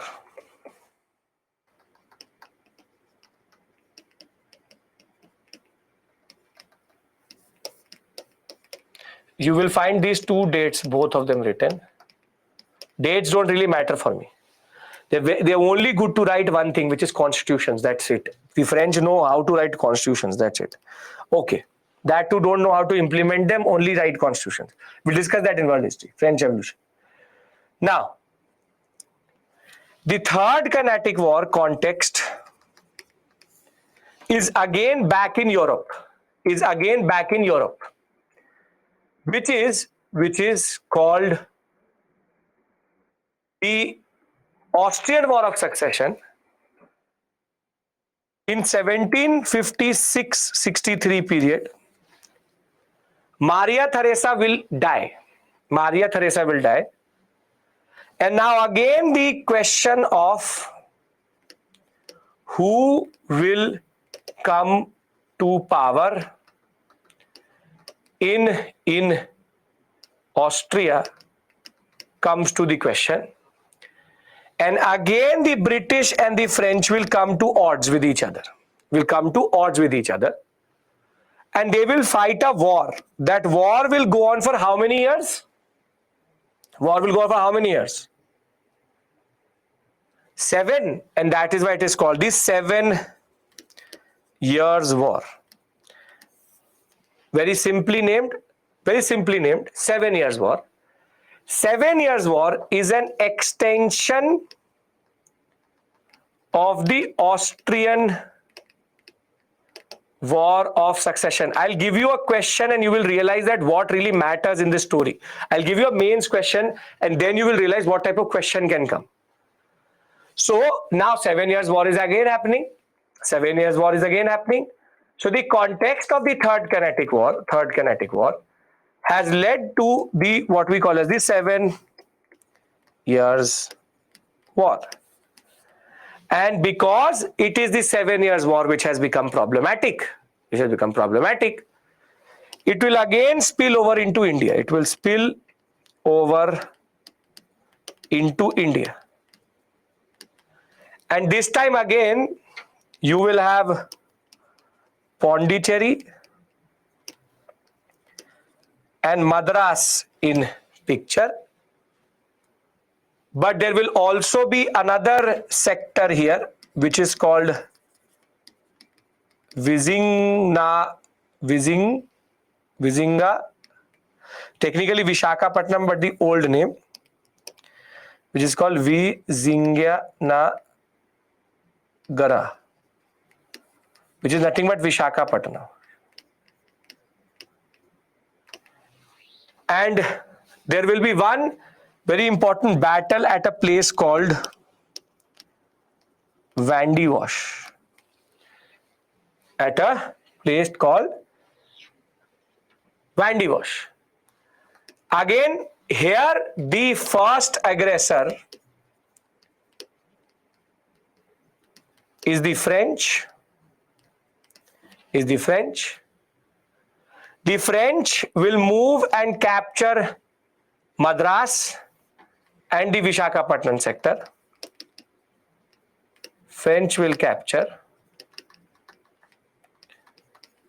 But again, the person, Delali, if you remember, he is the governor. Delali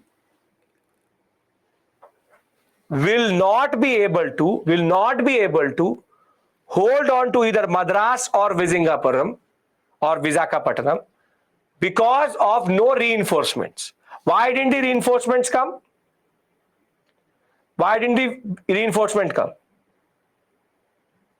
Sachin, I'll talk about that. Again, sleeping. Acha, we are fighting in India. Okay, we need to do something. They don't care only.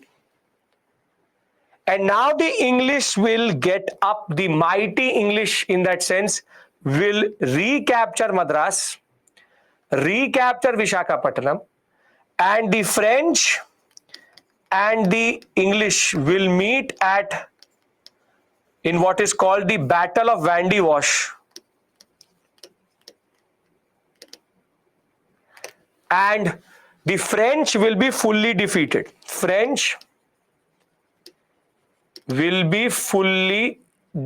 I will give you a break once this is over. I can't break the flow.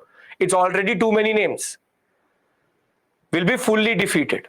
And it is believed that after the Battle of Vandewash, the French cease to be a threat in this coast.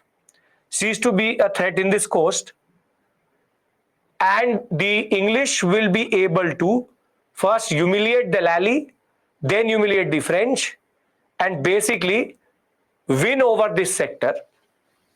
This war will end when the 7 Years' War will end in Europe, which is called the Peace of Paris or the Treaty of Paris.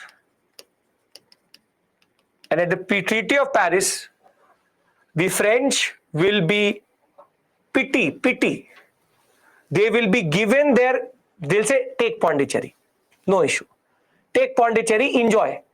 But you will not now challenge me.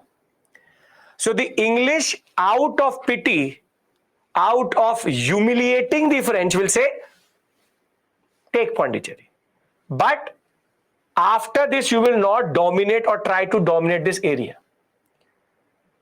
So the Third Carnatic War is just the French showing a lot of aggression, then getting humiliated by the English. Does this make sense? Because then I bring all of these together and basically that the Carnatic sector is over. So, what is the Third Carnatic War? The Third Carnatic War, very simply, is linked to the 7 Years' War, which is again happening in Europe. Austria and France versus Great Britain and Prussia. Again, both Britain and France are on opposite sides itself. It's an extension of the Austrian War of Succession. And very simply, Arthur Delali will go and take St. David Fort and what is called Visakhapatnam in 1758. Delali will not get any naval support when he will be holding on to Madras. The English will become very offensive and inflict heavy losses to the French at Mauchlypatnam. And this in turn will be followed by what is called the Battle of Vandewash.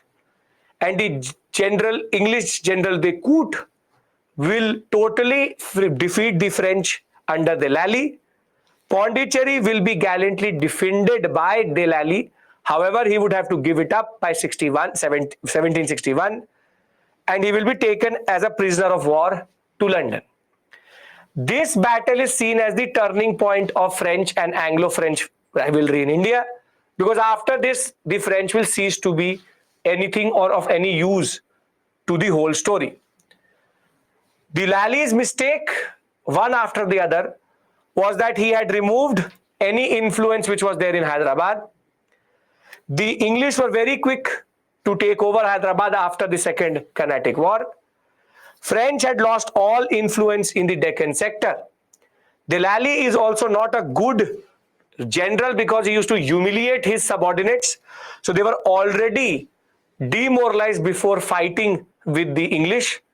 And basically the French army will now act like the French, which is technically be useless in front of the English. And in the end, it will end with the Treaty of Paris. French possessions will be made protectorate states, that basically only the French can protect them, not expand. Pondicherry will be returned in pity. No fortifications will be allowed, no standing army. And this sealed the French ambition in India. The French will cease to be a threat to the English in this whole sector. And that is the basic story here. That the what is called the Anglo-French rivalry or the Carnatic Wars are very, very important because they seal the fate of that rivalry. English have finally been able to show their mettle and comprehensively defeat the French. Why did the French be defeated? French State Company, directors the directors were appointed by the Crown, lethargy and bureaucratic control. English East India Company is a private entity. They were very quick to respond to any situation. And the French itself did not understand what was really happening. They did not understand what was actually happening. And in the English army was much, much, much powerful than the French generally. So, if you have to summarize it, first, dependence on their governments. French monarchy had put all the money. Fiscal position was very shaky. English, proper invested private company. And second, because it did not have shareholders and the shareholders were more or less not interested, they always took a lot of time to take decisions. Dividends were already guaranteed to everybody by the French. However, the British will always be aggressive because they were answerable to their shareholders. I asked you a very important question. What is the advantage of a private company over a public company? Now, do you understand that question? Why did I ask you? This is the major difference between the French and the English in India. The French will keep on waiting for orders to come and come and come. English will take orders quickly and end the story itself.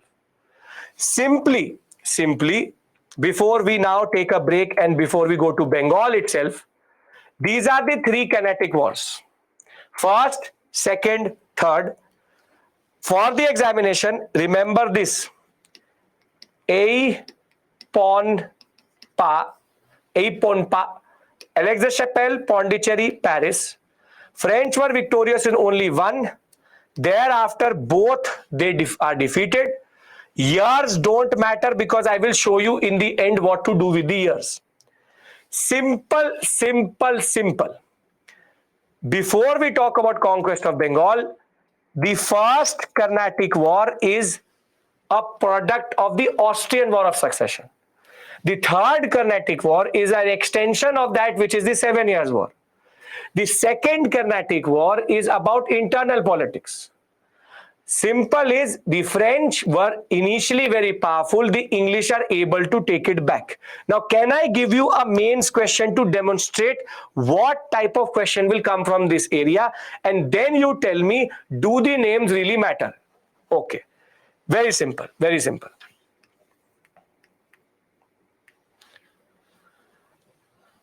The Carnatic Wars in India were an extension of the conflict and politics of Europe. Elucidate. Now you tell me, do the names really matter? Do they read the questions? The question is asking you about names. It's a very, very relevant question. This is the type of questions which come in the examination. The Carnatic Wars in India were an extension of the conflict and politics of Europe. Elucidate. What do you need to write in this? What do you need to write in this? You have to technically talk about how the Austrian War of Succession and the 7 Years' War, which are European conflicts, technically spill over into India. And that is why the Carnatic Wars are not part of Indian politics, but rather spillover effects of the European politics. Are you getting my point? Are you getting my point? And I'll give you another question to show you what type of question can come from the other part. From the other part. You want this to be a 10 marker, it's a 10 marks. 10 marks means 150 words. Now I'll give you another type of question. See,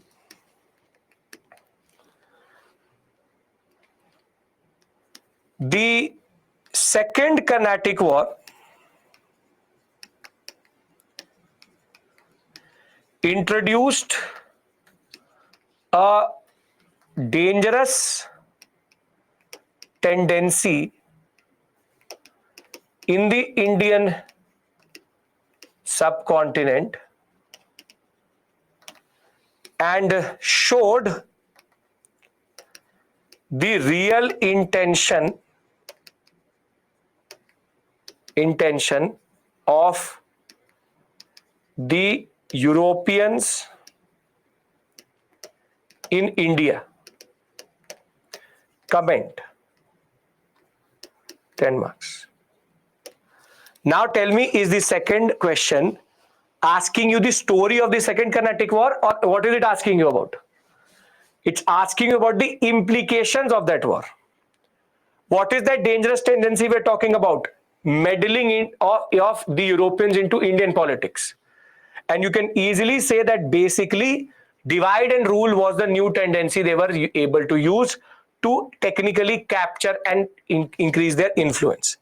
Now are you able to understand why we are doing what we are doing? And though it is my responsibility and my duty to tell you all the stories in detail, all of them, their significance is important, their understanding is important, their larger implications are important than actually the basic war itself. UPSC will never say, write a short note on the Third Carnatic War. That is not the way UPSC asks questions.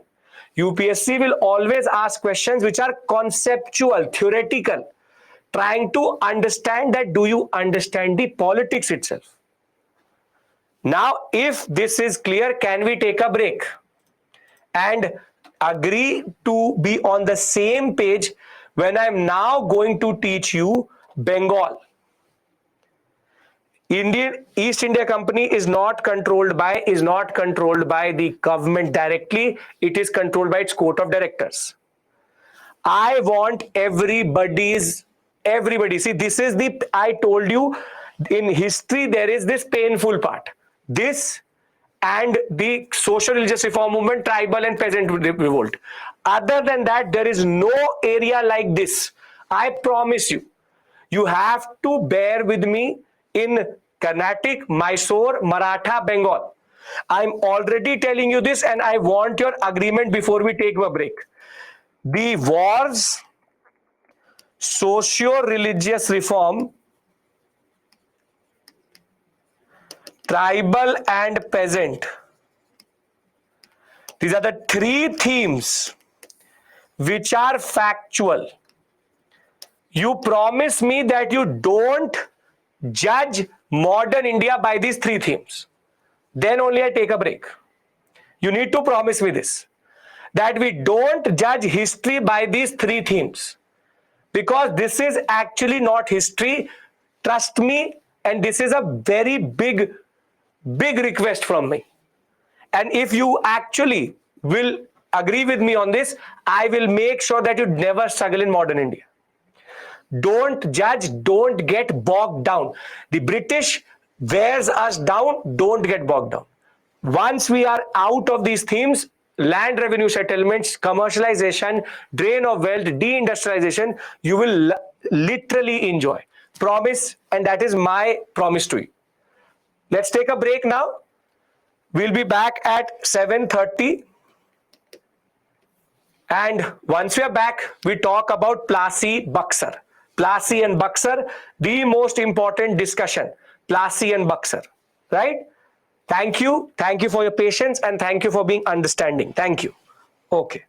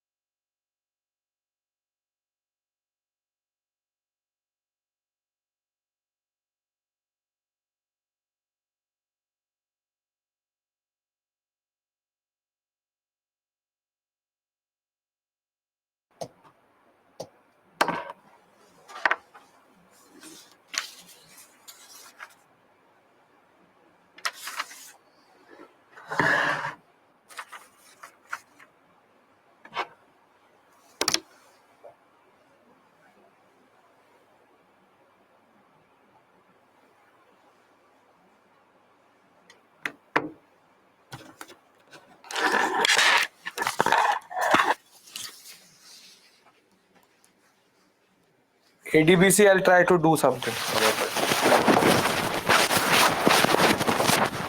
Can you please explain? Bhavya, first you attempt it. Then I'll tell you. Don't worry. First try to, and whatever you understand of that question, you tell me. And then I'll tell you tomorrow, don't worry. I'll discuss all the questions I've done today, tomorrow, don't worry about it. Okay. Now, what we've done till this point is very simply the first, second and the third Carnatic War. The first Carnatic War was based on the Austrian War of Succession, which in turn spills over into India. French show their power. The second Carnatic War is thereafter linked into internal politics, Nasir Jung, Muzaffar Jung, Chand Sahib, and the concept of Anwaruddin. And that ends with the British technically controlling the Hyderabad and the Carnatic sector. The third Carnatic War is again the extension of the 7 Years' War which happened in Europe. So now the Carnatic story is ending-ish.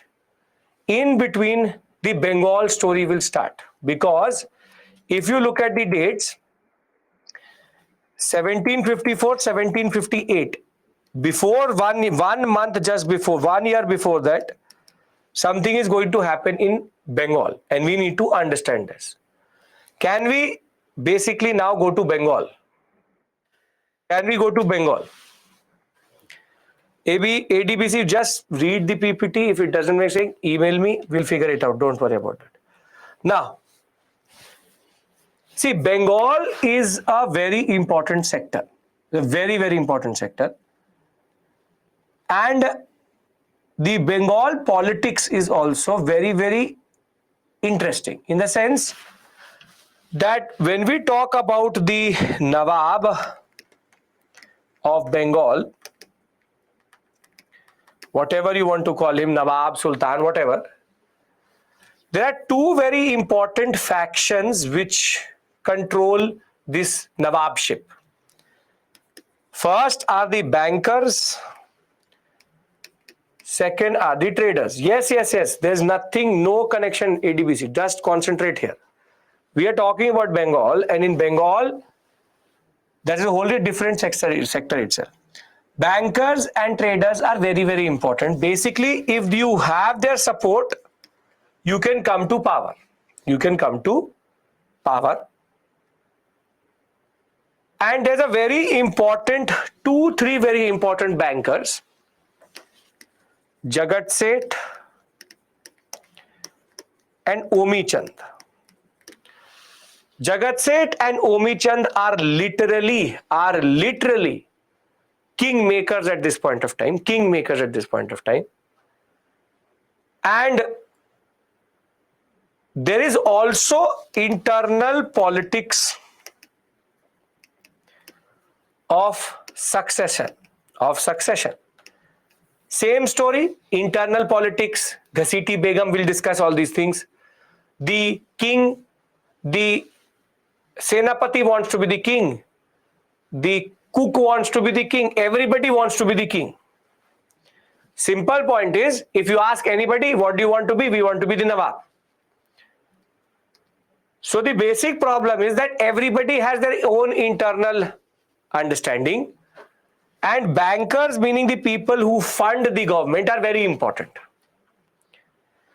So Alivardi Khan had a lot of support of Jagat Seth and Omi Chand. However, when it came to his successor, Sirajuddaula said that too much influence Jagat Seth is having over the Nawabship or the Nawab. Basically, he dictates everything. Why should I go where Jagat Seth tells us? The simple point of the matter is, Bengal traders and bankers are extremely important. Even today, traders and bankers are very important. An internal political succession is there. Alivardi Khan had a lot of support of Jagat Seth and Omi Chand. But Sirajuddaula, as soon as he comes to power in 1756, he says enough is enough. I will not take these bankers and traders telling me what to do. Can we agree to this perceived conflict between bankers and Sirajuddaula? Yes, great. Now for the English, Bengal is 80% of all trade. Of all trade happens from Bengal. And much like the southern sector, the Carnatic sector, in Bengal we have the French and the English both. The English are concentrated in what we call as Calcutta.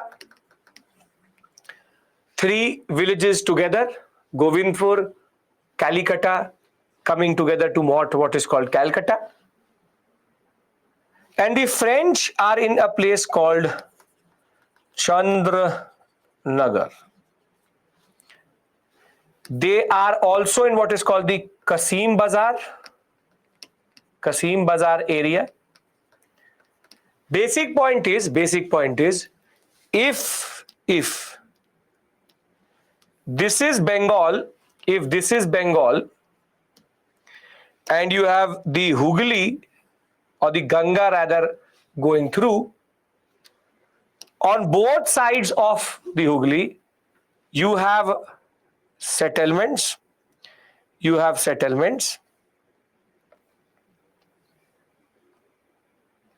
And the English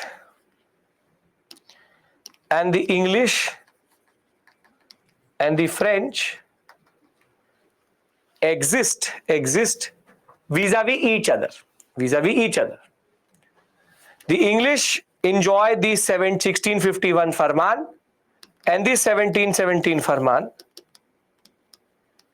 and trade only for 300 rupees per annum. They're able to trade for free internally.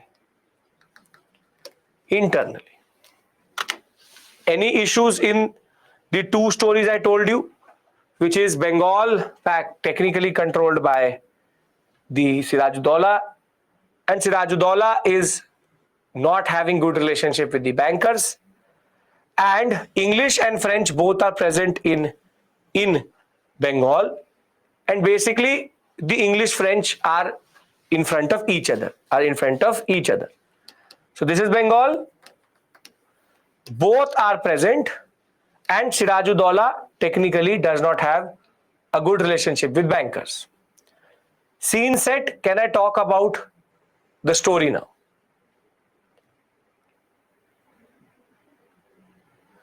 Great.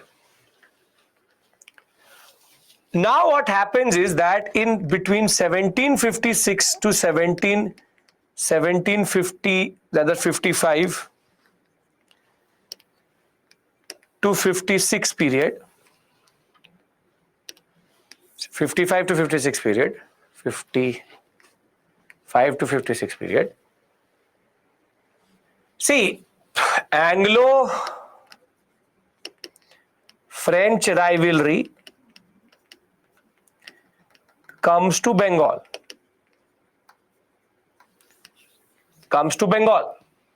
They had already fought in the Carnatic sector. And now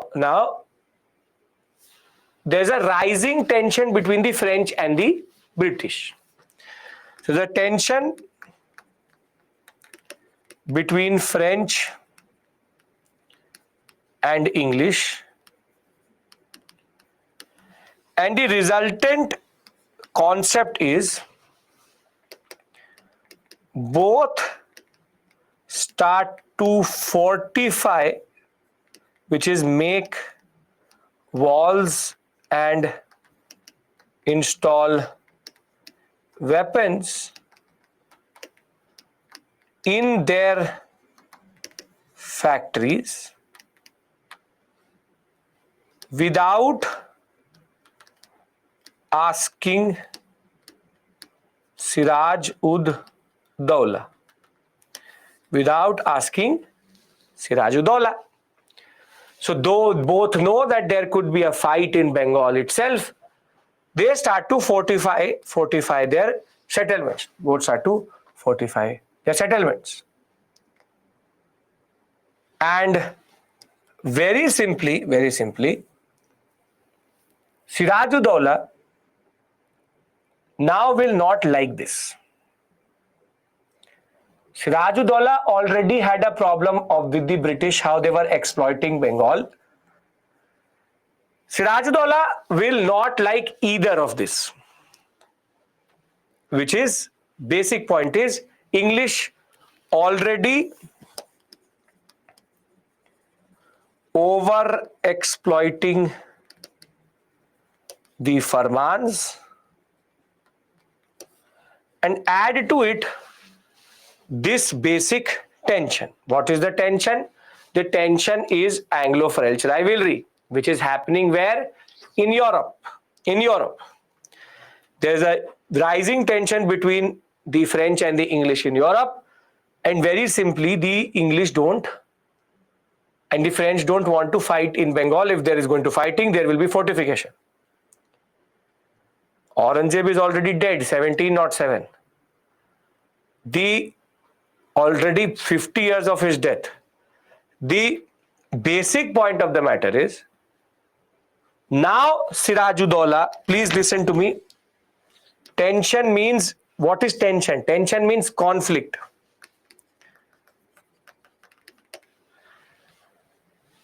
The resultant concept is very simple, is that Siraj-ud-Dawla will ask both to stop their fortification. Any issues till this point? Siraj-ud-Dawla has asked both English and the French to stop their fortification. They were doing it without the permission of Siraj-ud-Dawla. Now, the French will stop fortifications, but fatefully, fortification means making walls and installing guns. The English will not obey or stop their fortifications. And this is going to lead to a very important moment, which is called the Black Hole Incident. Tragedy. I will not call it tragedy. Anything happening to the British is not a tragedy for us. Very good, they deserve it. Now, the Black Hole incident is very simple. This is Fort William. And Siraj-ud-Dawla enters. He starts to beats up anybody, any white man he sees. He says, get into your boats and leave Bengal. Right now, leave Bengal. I will not tolerate this type of behavior. When I'm asking you to stop doing fortifications, stop doing it. And now he will say, board your ships, leave. Right now, leave. Fort William is their settlement. Their settlement in Calcutta. This is their English settlement. English factory is called Fort William. The simple point is that they say leave. Enough. You have already misused the Dastak. You've already misused the Farmans. Enough is enough. Leave. But there were only limited number of ships available at this point of time. So he says, okay, do one thing, leave tomorrow. leave, I don't want to see anybody. But what is going to happen is that there was a small room, very small room in the basement of Fort William. Very small room in the basement of Fort William. And he will tell that whoever has not left, put them into this room. Put them into this room. And this, it is believed that 150 to 300 people were crammed into a small basement in the Fort William. And there was only one small window in the side of it. Small window. And the men of Sirajuddaula will lock them in the night, 300 people. And when they will come in the morning, when you have too many people with less ventilation, what happens? Suffocation. Basically, in the morning, only 100 or what we call as 80 people survived. And this is very ominously called the black hole incident. Black hole. We know that the data has been manipulated. That room cannot fit 300 people. They were not boxes that you can stack one above them the other. The British exaggerated the number. The British exaggerated the number. 10, 15, 10, 15 would have died for sure. But not 100 plus. Because that was not the place. That area does not even have that much space. It's not that you kept the people one over the other and then locked the room. It's not they're people. But the British will now start to exaggerate. The British will start to now exaggerate the data. They will start to argue. You will get different number of data. One will say 126, one will say 150, some will be 300. Everybody said something happened. It is called black hole tragedy incident. The basic point of the matter is, this is now going to be the turning point. Because the British wanted an entry into Bengal and the British did not have an excuse for it. Sirajuddaula had a very straightforward policy: leave. You leave right now, you leave. And now what is going to happen is that Robert Clive, who was being now sent to the Carnatic sector, will be asked to go to Bengal and he will reach Calcutta. And based on the public opinion, there's a hue and cry in England. People died. Sirajuddaula, monster. He killed everybody. Everybody was suffocated. Imagine how the news channels every day show everything. See the way people are crammed. See the people how they died. There's a whole concept of creating public opinion so that the British could now fight. Can fight. Refresh AB, AD. The basic point of the matter is, Calcutta, Robert Clive will reach, and now Clive will fight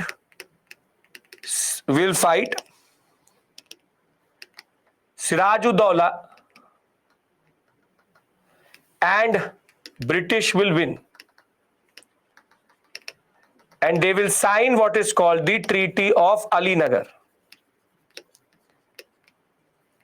Under Treaty of Alinagar, all settlements given back to British. French need to leave Bengal and Siraj will compensate for the incident.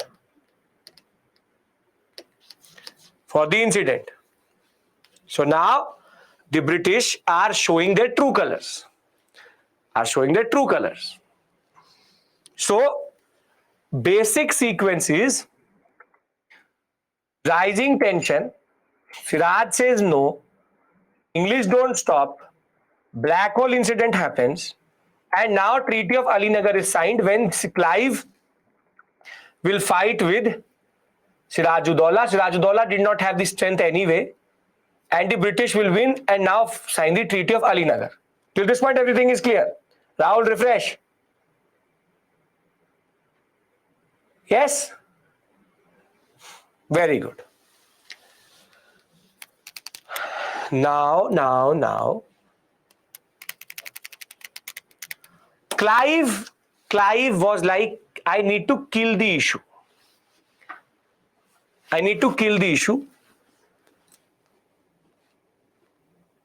But very ominously, Treaty of Alinagar is nothing but the treaty signed between Sirajuddaula and Clive. After Clive won, everything given back, French need to go and you compensate for the people who died. But now, Sirajuddaula was not liked by these bankers. And the bankers loved the English because the English used to take money from them. Traders, bankers, all loved the English. They believed that the English can give them more wealth. Now listen to me very clearly, very clearly. Alinagar. Everything is written in the PPT, don't worry. Black hole incident, he captures people, keeps them in a dungeon, they die, that becomes moral justification to fight with Sirajuddaula. Now, Jagat Seth and Omi Chand say that why do we need Sirajuddaula?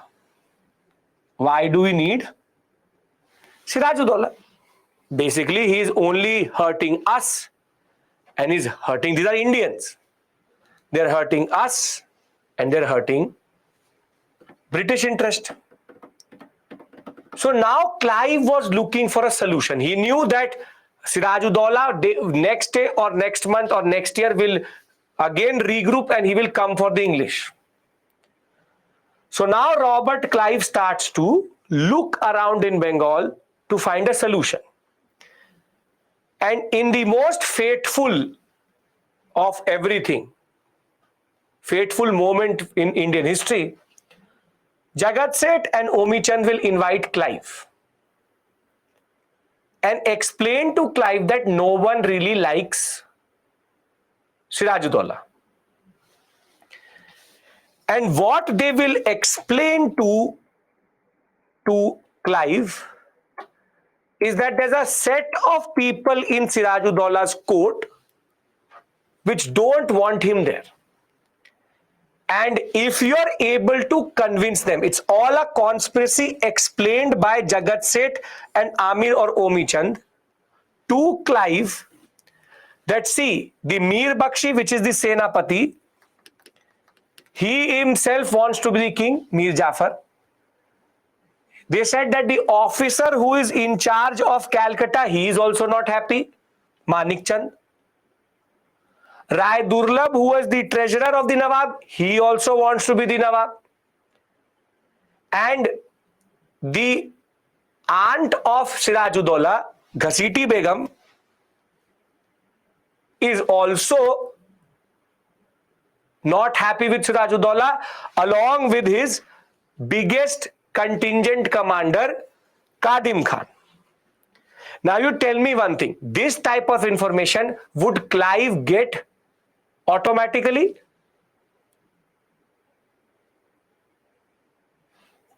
No.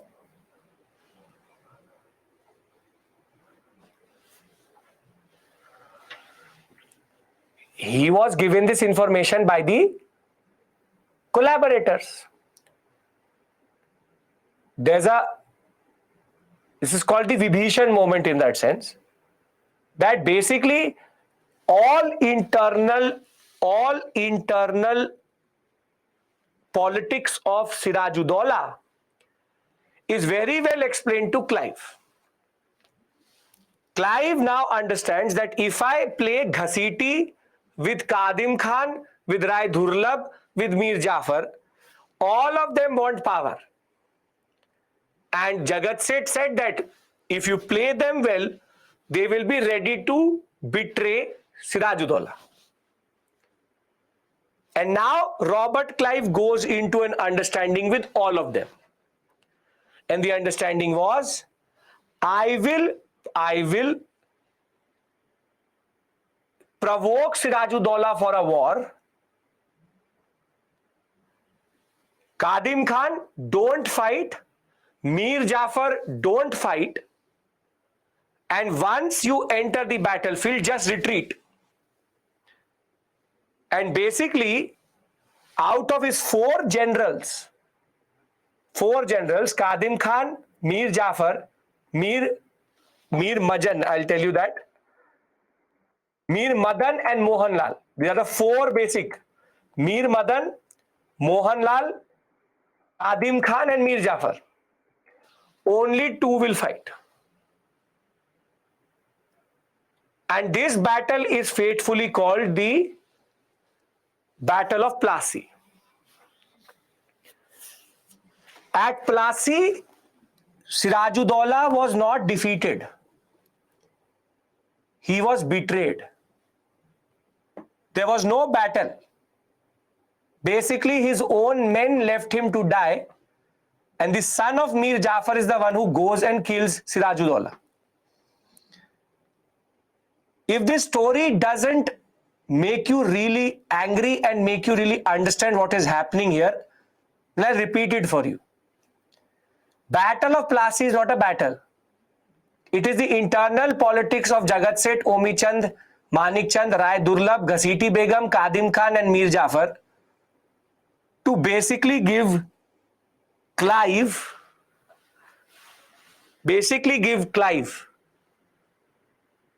Bengal. Miran, his name is Miran. Simple.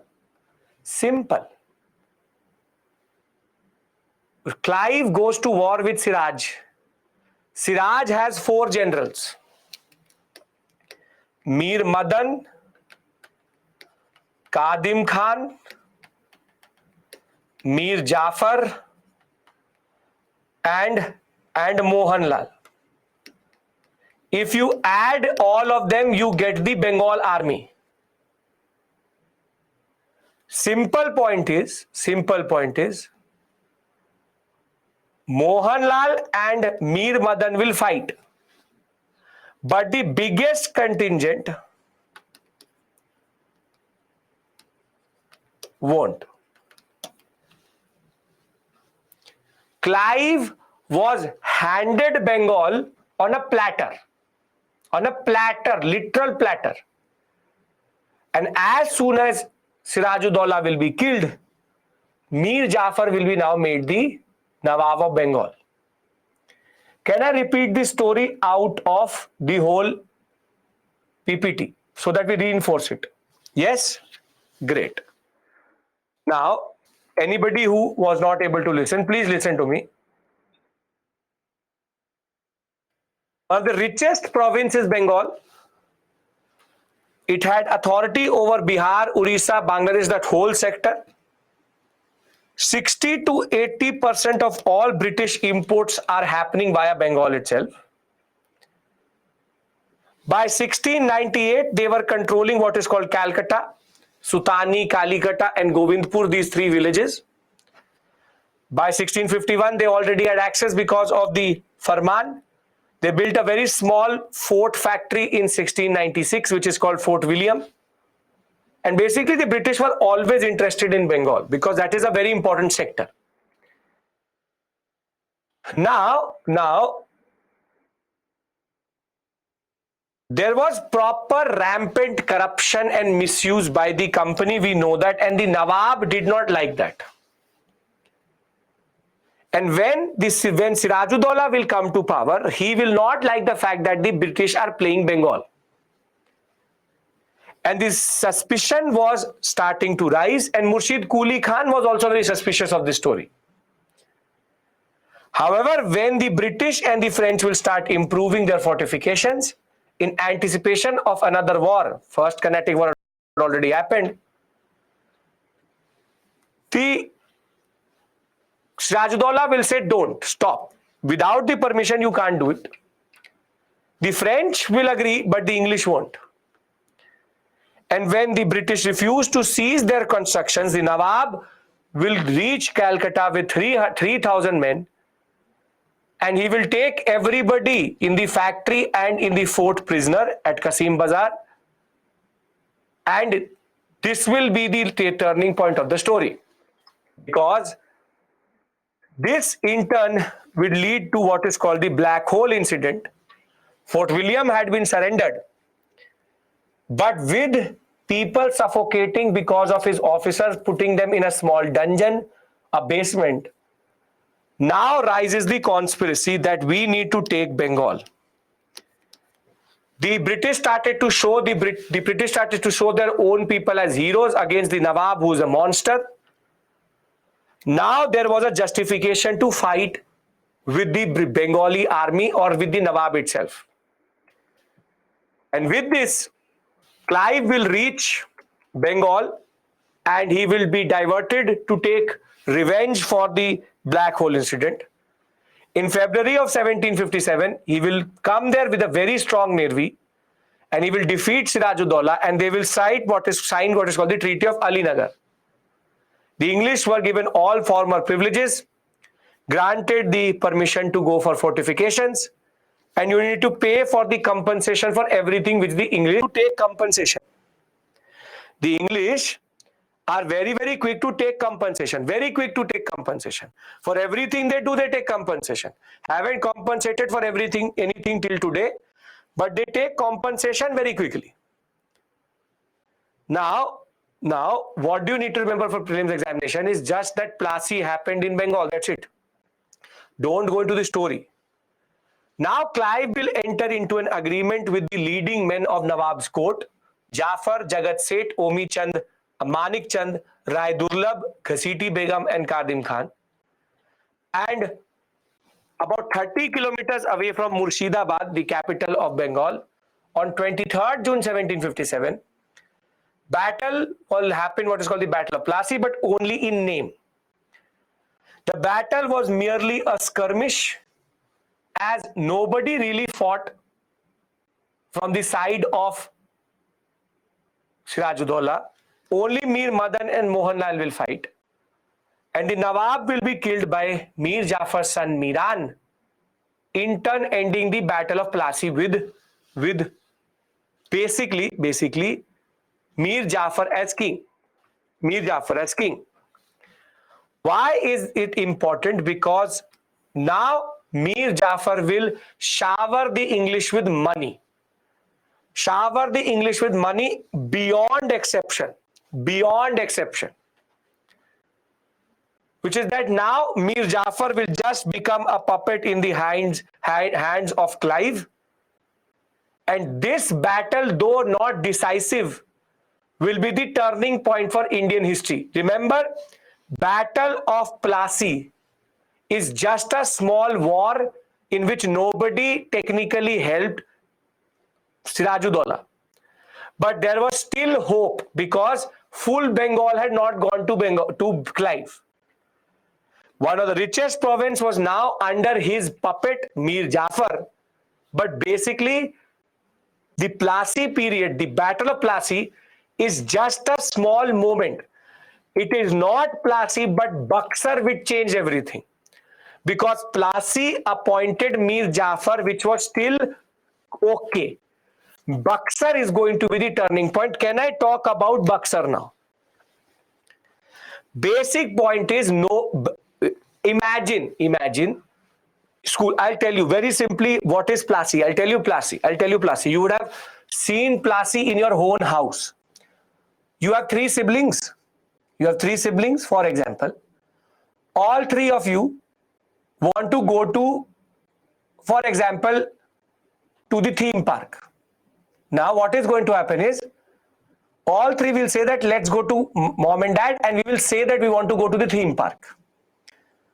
They will say, we all will say. And as soon as you reach your parents, both your siblings ditch you and you are the only one saying that you want to go to the theme park. This is called treachery. And this is what is Plassey. Sirajuddaulah was said that yes, let's go and fight the British. Let's go and fight the British. And once they started to fight the British, everybody came back and Sirajuddaulah was alone fighting. Basically, it was not a fight. It was a conspiracy. It was treachery. So basic point is, Plassey is not opening up Bengal. Buxar is. Can I discuss Buxar? And then we end for today. French did not help because the French are more or less useless. They didn't understand the importance of this whole story. Okay. Don't expect too much from the French. They're not that useful. Okay. That what happened in Plassey is just treachery. He was not helped by anybody. Not helped by anybody. His own men abandoned him. He will be killed by his own general's son. Okay.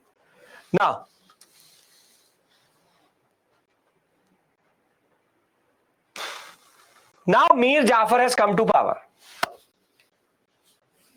The British will literally make Mir Jafar give them everything. 50 lakh rupees will be taken.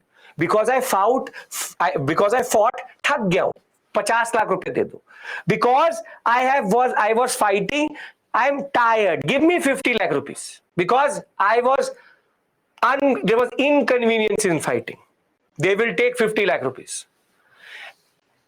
The company will have the dastak. Each and every company officer will become a trader. They will literally start to loot Bengal, and this is called the looting of Bengal.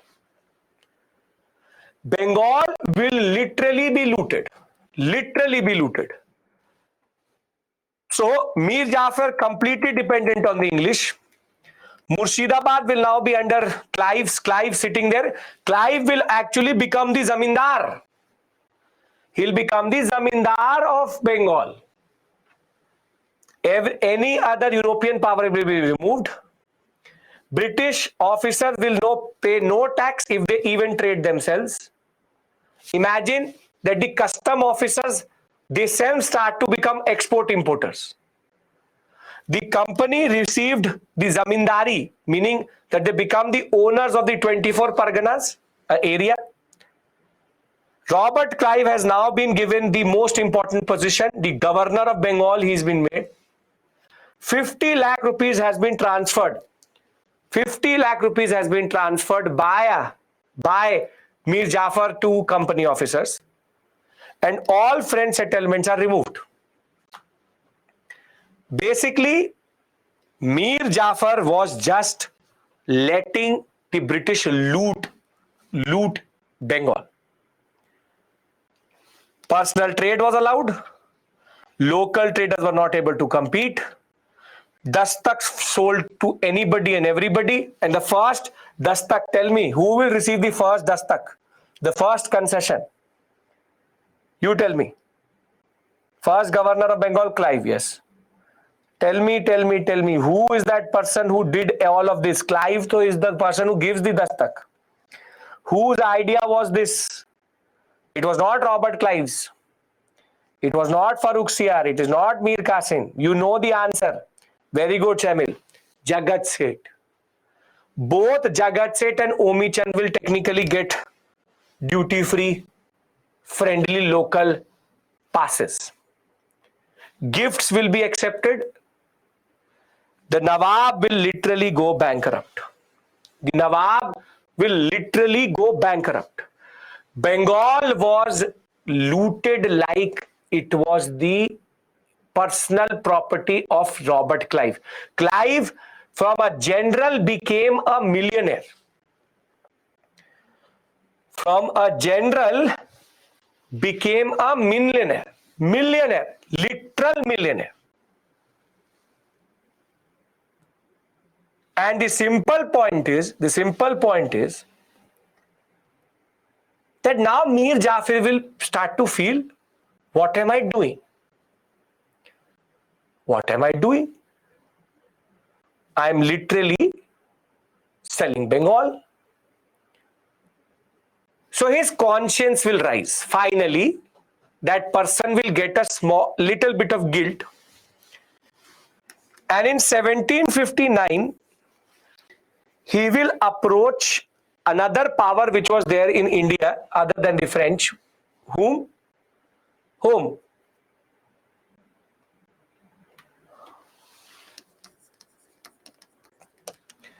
The Dutch. Mir Jafar will approach the Dutch and they say, I have made a mistake. The English are literally sucking my blood. Please help me remove them. Dutch still existed. This is the last moment of English-Dutch rivalry. And the Dutch will agree and they will fight what is called the Battle of Chinsura or the Battle of Bedara, in which the British will fight the Dutch. Dutch had been invited by Mir Jafar. Obviously, the British will win. And now Clive will say, you have this much guts. You called the Dutch to remove us. This much attitude, ego and guts you have. And Mir Jafar will be removed. And the person who will be appointed, Mir Qasim. So again, just repeating the story. Black hole happens. Clive goes into a conspiracy, does Plassey, gives Mir Jafar power. Mir Jafar for 2 years lets the British loot Bengal, and then he calls the Dutch and says, please solve my problem. And the Dutch, like the Dutch they are, get defeated to the English. English say, what? And remove Mir Jafar and appoint another person called Mir Qasim. Everybody is following me till this story? If you remember it like this, you will always remember it. Right? Okay. Why English always win? Because the English are smart. Too smart. Extremely smart. Now, Mir Qasim already knew that the British will sell me. So though Mir Qasim is appointed, another 1 crore is transferred to the British because he was made into the Nawab. So he transferred another amount, 50 to 60 lakh rupees. At that point of time, 50-60 lakh silver coins. And Mir Qasim knew that if I'm not going to do something quickly, I will be sold like Mir Jafar. So now he will do 2 very important things. First, he will shift the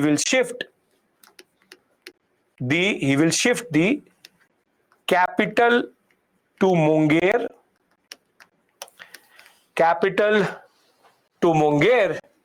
And the reason for that basically was that by shifting it to Munger, the basic point of the matter is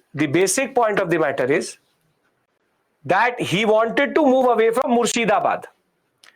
So he shifted the capital to Munger from Murshidabad, which is technically where the British are sitting at this point of time. But Mir Qasim will literally do a master stroke, which will technically lead to the Battle of Buxar. See, what was the advantage of the English over the local traders? What was the advantage of the English over the local traders? What was the advantage?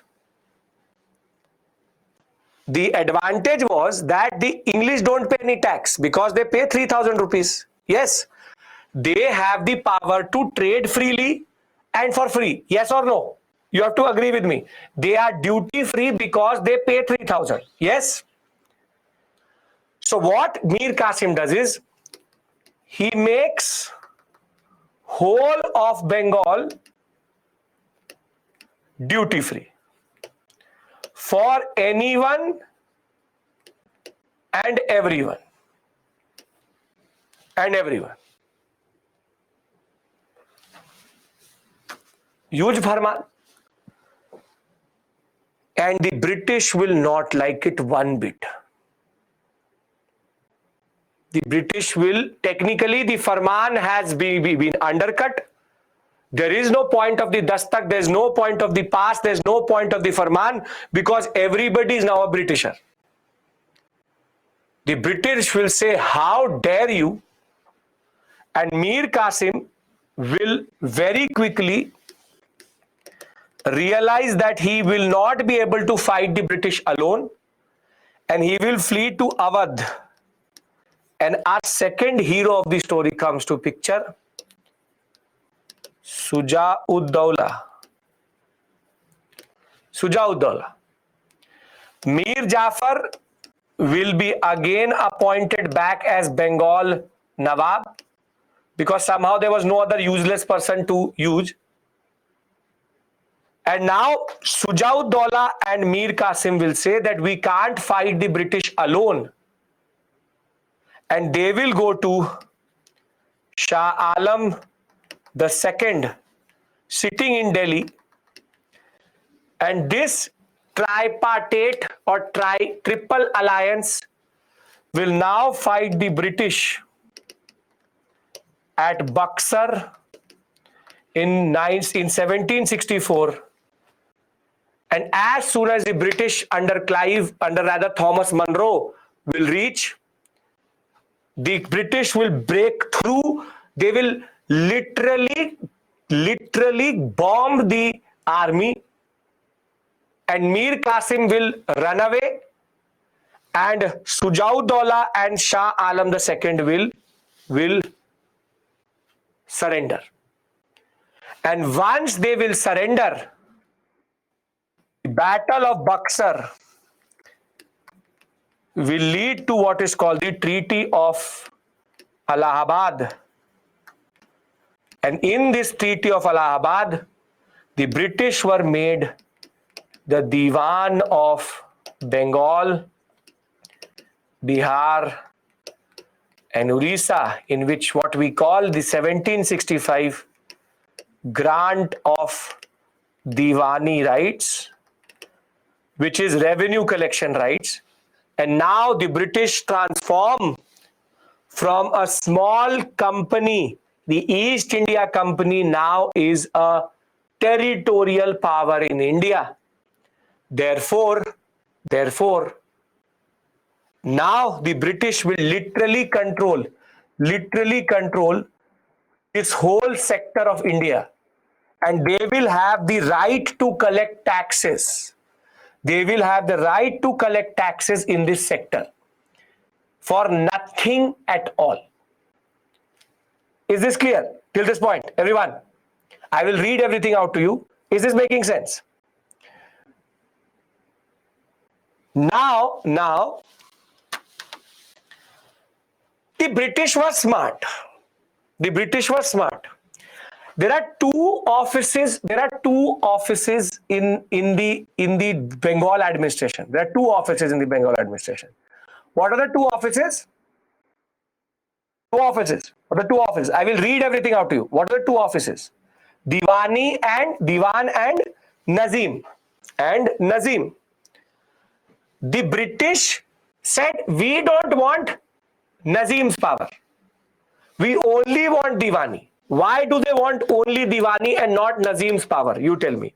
Why do they want the power of the IRS but they don't want the power of the IAS? Because they don't care about administration. They only care about revenue. Who will take the tension? So they will literally start to loot Bengal, Nichodo fight, literally squeeze Bengal. And when it will come to why is it happening? Because the Nazim is useless. He doesn't know how to do administration.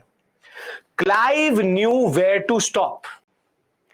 Clive knew if I take Nazim's power, the people will think that the British are ruling. No, Nawab is ruling, only a new Jamindar has come to town. So he wanted the butter, but he did not want to make the butter. So this is why Buxar is considered the turning point of Indian history.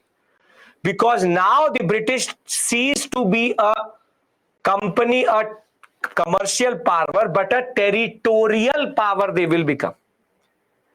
Are you getting the significance and importance? Then I read everything out to you, but I hope you understand the importance of this story.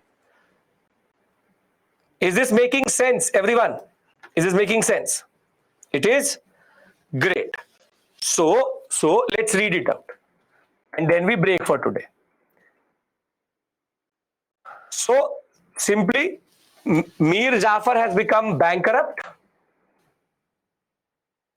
He will now become more and more irritated with the British and Clive. Enter into a conspiracy with the Dutch. Dutch will now try to fight the British at Chinsura or Bedara and will be defeated in 1759. Mir Jafar will be removed and Mir Qasim will be appointed. And very simply, Mir Qasim will again give a lot of power to the British by giving them the zamindari of Burdwan, Midnapur and Chittagong. Thereafter, they will also take half of the share in limestone trade, or this Chuna trade. Literally, British were literally taking half of the Chuna, but they were making the Chuna, or Indians were getting Chuna fine. Pay off the outstanding dues of the company. Pay a sum of 5 lakh towards financing the companies of the efforts in the southern sector. And Mir Qasim was now made like a baby, like your enemy is my enemy, your friend is my friend. But Mir Qasim understood that basically the edge which the British had in the Carnatic Wars was that the money from Bengal was being pushed into Carnatic. So in the third Carnatic War, the British will win very quickly because they had Bengal. Now Mir Qasim will start to become frustrated. Qasim will now shift the capital from Murshidabad to Munger. He will change the bureaucracy also, and he will try to modernize the army. But because he knew that the power of the British was the misuse of the Dastak, he tried to first plead to the British, don't do it, please. But the British did not say. Ultimately, he abolished all inland duties to bring Indian merchants at the same footing with the English. And this is going to infuriate the British itself. And in turn, hostilities will develop between Qasim and the British in 1763. Nawab will be defeated in a series of battles. He will flee to Awadh. At Awadh, he will form a triple alliance with Shuja-ud-Dawla and Shah Alam II. They will now, basically, the Allied strength outnumbered. They had a bigger army than the British. But now the British army will meet at Buxar on 22nd October 1764. Mir Qasim will be defeated by the British. Qasim will abscond, flee, and Shuja-ud-Dawla and Shah Alam II will surrender to the British army.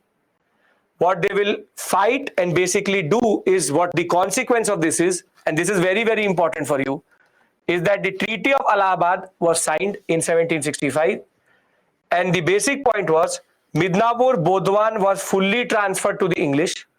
English were now given permission to trade duty-free. Mir Jafar was brought back, but on harsher terms. The British will now get a payment for whatever they've done for Mir Jafar. And the most important, they will start to play with the appointments in Bengal itself. But the most important is that the Sujauddaulah will give the following things. He will give Allahabad and Kara to Shah Alam II. The British will say to Shah Alam II, why so sad? Why so sad? We'll get you something. So they say, Sujauddaulah, give Allahabad and Kara to Shah Alam II. Let him live. Clive knew that he cannot remove the emperor right now. So he's now bringing him and he's pampering him. 50 lakh rupees war indemnity, because if the British are going to fight, they will take money. Maintain English forces. Shah Alam was now a pensioner. A company now made the emperor a pensioner. Pension was given to Shah Alam II. But the most important moment is this. Grant of Diwani, Bengal, Bihar, Orissa. But I told you that the British did not take Nazim's power. Yes or no? Tell me. I told you that they took Nazim's power. Yes? But the British said, no, we don't want. 53 lakhs rupees you give me. You take Nizamat, you take Nazim's power, but you give me 53 lakh rupees. I will take Diwani, don't want Nazim's power, but you pay 53 lakh rupees. You look at the greed of the English. They are foregoing it because they don't want it. But वो एहसान कर रहे, they're doing a favor. No, we don't want it. Not all this. You give me, we want Diwani. Perfect. But 53 lakh rupees is enough for all the inconvenience caused to us. The basic point is, Clive will now be the first governor of Bengal. He will also become the deputy Subedar in a way. The simplest of simplest points is, now the British control this whole sector. But the most important point is that the British will now technically dominate the eastern sector. The seeds of British imperialism and colonialism have now been flowered, and now their whole effort from 1613 has now finally given them sovereignty over Bengal. And while Plassey was just the first stage, Buxar was the real blow to India. And as I said, defense and foreign affairs, the company will keep with itself. It will keep itself with the revenue collection rights. But day-to-day administration, they will leave to a person called Reza Khan. They will say, we don't want power. We only want money. So in the end, before you leave today, first you tell me, did these two stories make sense? Carnatic, subsidiary alliances later. Doctrinal life sector, we'll do that. Did these two stories make sense? It's a descriptive story. It's a long story. I know that. Simply, we've done Carnatic and Bengal. Carnatic sector, it is a spillover effect of Anglo-French rivalry, the Austrian War of Succession, 7 Years' War. But Bengal is a story of treachery. Bengal is a story of treachery. Treachery in the sense that Plassey was only the gate a little bit open. Buxar was the opening of the gate itself. That is why you will see these type of question. That whilst the Battle of Plassey was important, Battle of Buxar sealed the fate of India. Why? Because even after Plassey, there was some chance that the British would be defeated. But Buxar made British the predominant power in Bengal, and now they will start to exploit India, which I will discuss with you with regards to what is called economic policy of the British. But tomorrow when we meet, we will do two very important themes, Marathas and Mysore. Maratha, Mysore, Sikh is what we do tomorrow. Is everything clear? Is everybody with me? Is this making sense? I said After this, it is not going to be painful. The pain is still only till here. After this point, no pain. I promise you that. Done, everyone? Sirajuddaula gives land to Shah Alam II because the British tried to show to Shah Alam II that we are your well-wisher. Right? So if you don't have a doubt, thank you so much for your patience. I understand it is heavy. I understand you are human. But as I said, I am going very slow to make you understand everything. Simple point is, if you will read it out of the book, it is extremely confusing way it is written. I am trying to make you understand basic points. Nitty-gritties don't matter. Smaller details don't matter. Understand the concept and implications. That is it. Bipin Chandra Saifuddin. The basic point is, you read Bipin Chandra this section, you will yourself realize that the stories I am giving you are much more elaborate and simpler. Right? Done? See you. Please take care. You have the Satya. That's a good thing. If you still can concentrate, then it's okay. Thank you. I will see you at 5 o'clock tomorrow. We know about the technical glitch. You can see that the SME has pushed two comments to you. If that will be resolved by tonight, but if it does not happen, you can do one thing, which is very simply follow what they're saying in that.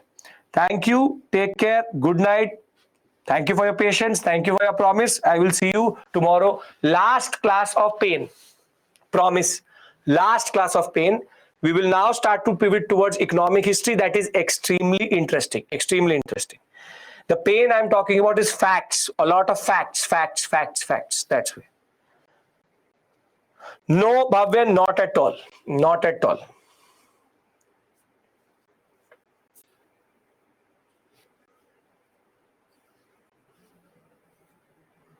It's something related to the Play Store.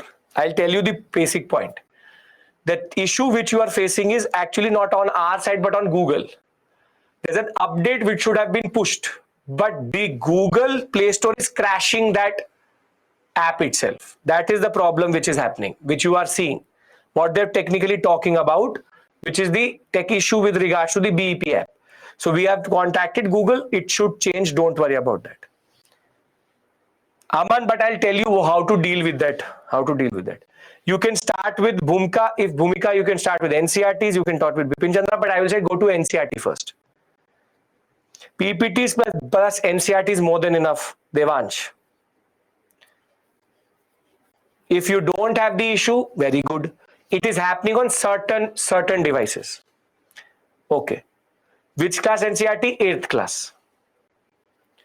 Right? No issues? Perfect, Zeba. Only 8th, not 8th, 8th and 12th class part 3. These are the two for modern India. Okay. Right? I'll see you tomorrow. Please take care. Extremely sorry for the inconvenience. Never happens, but things are always not under our control. Something is also Google based. Too much power with Google. See you. Take care and bye-bye. Not old NCRT, new NCRT. Not old NCRT, new NCRT. I know only particular devices are facing it. It's very selective.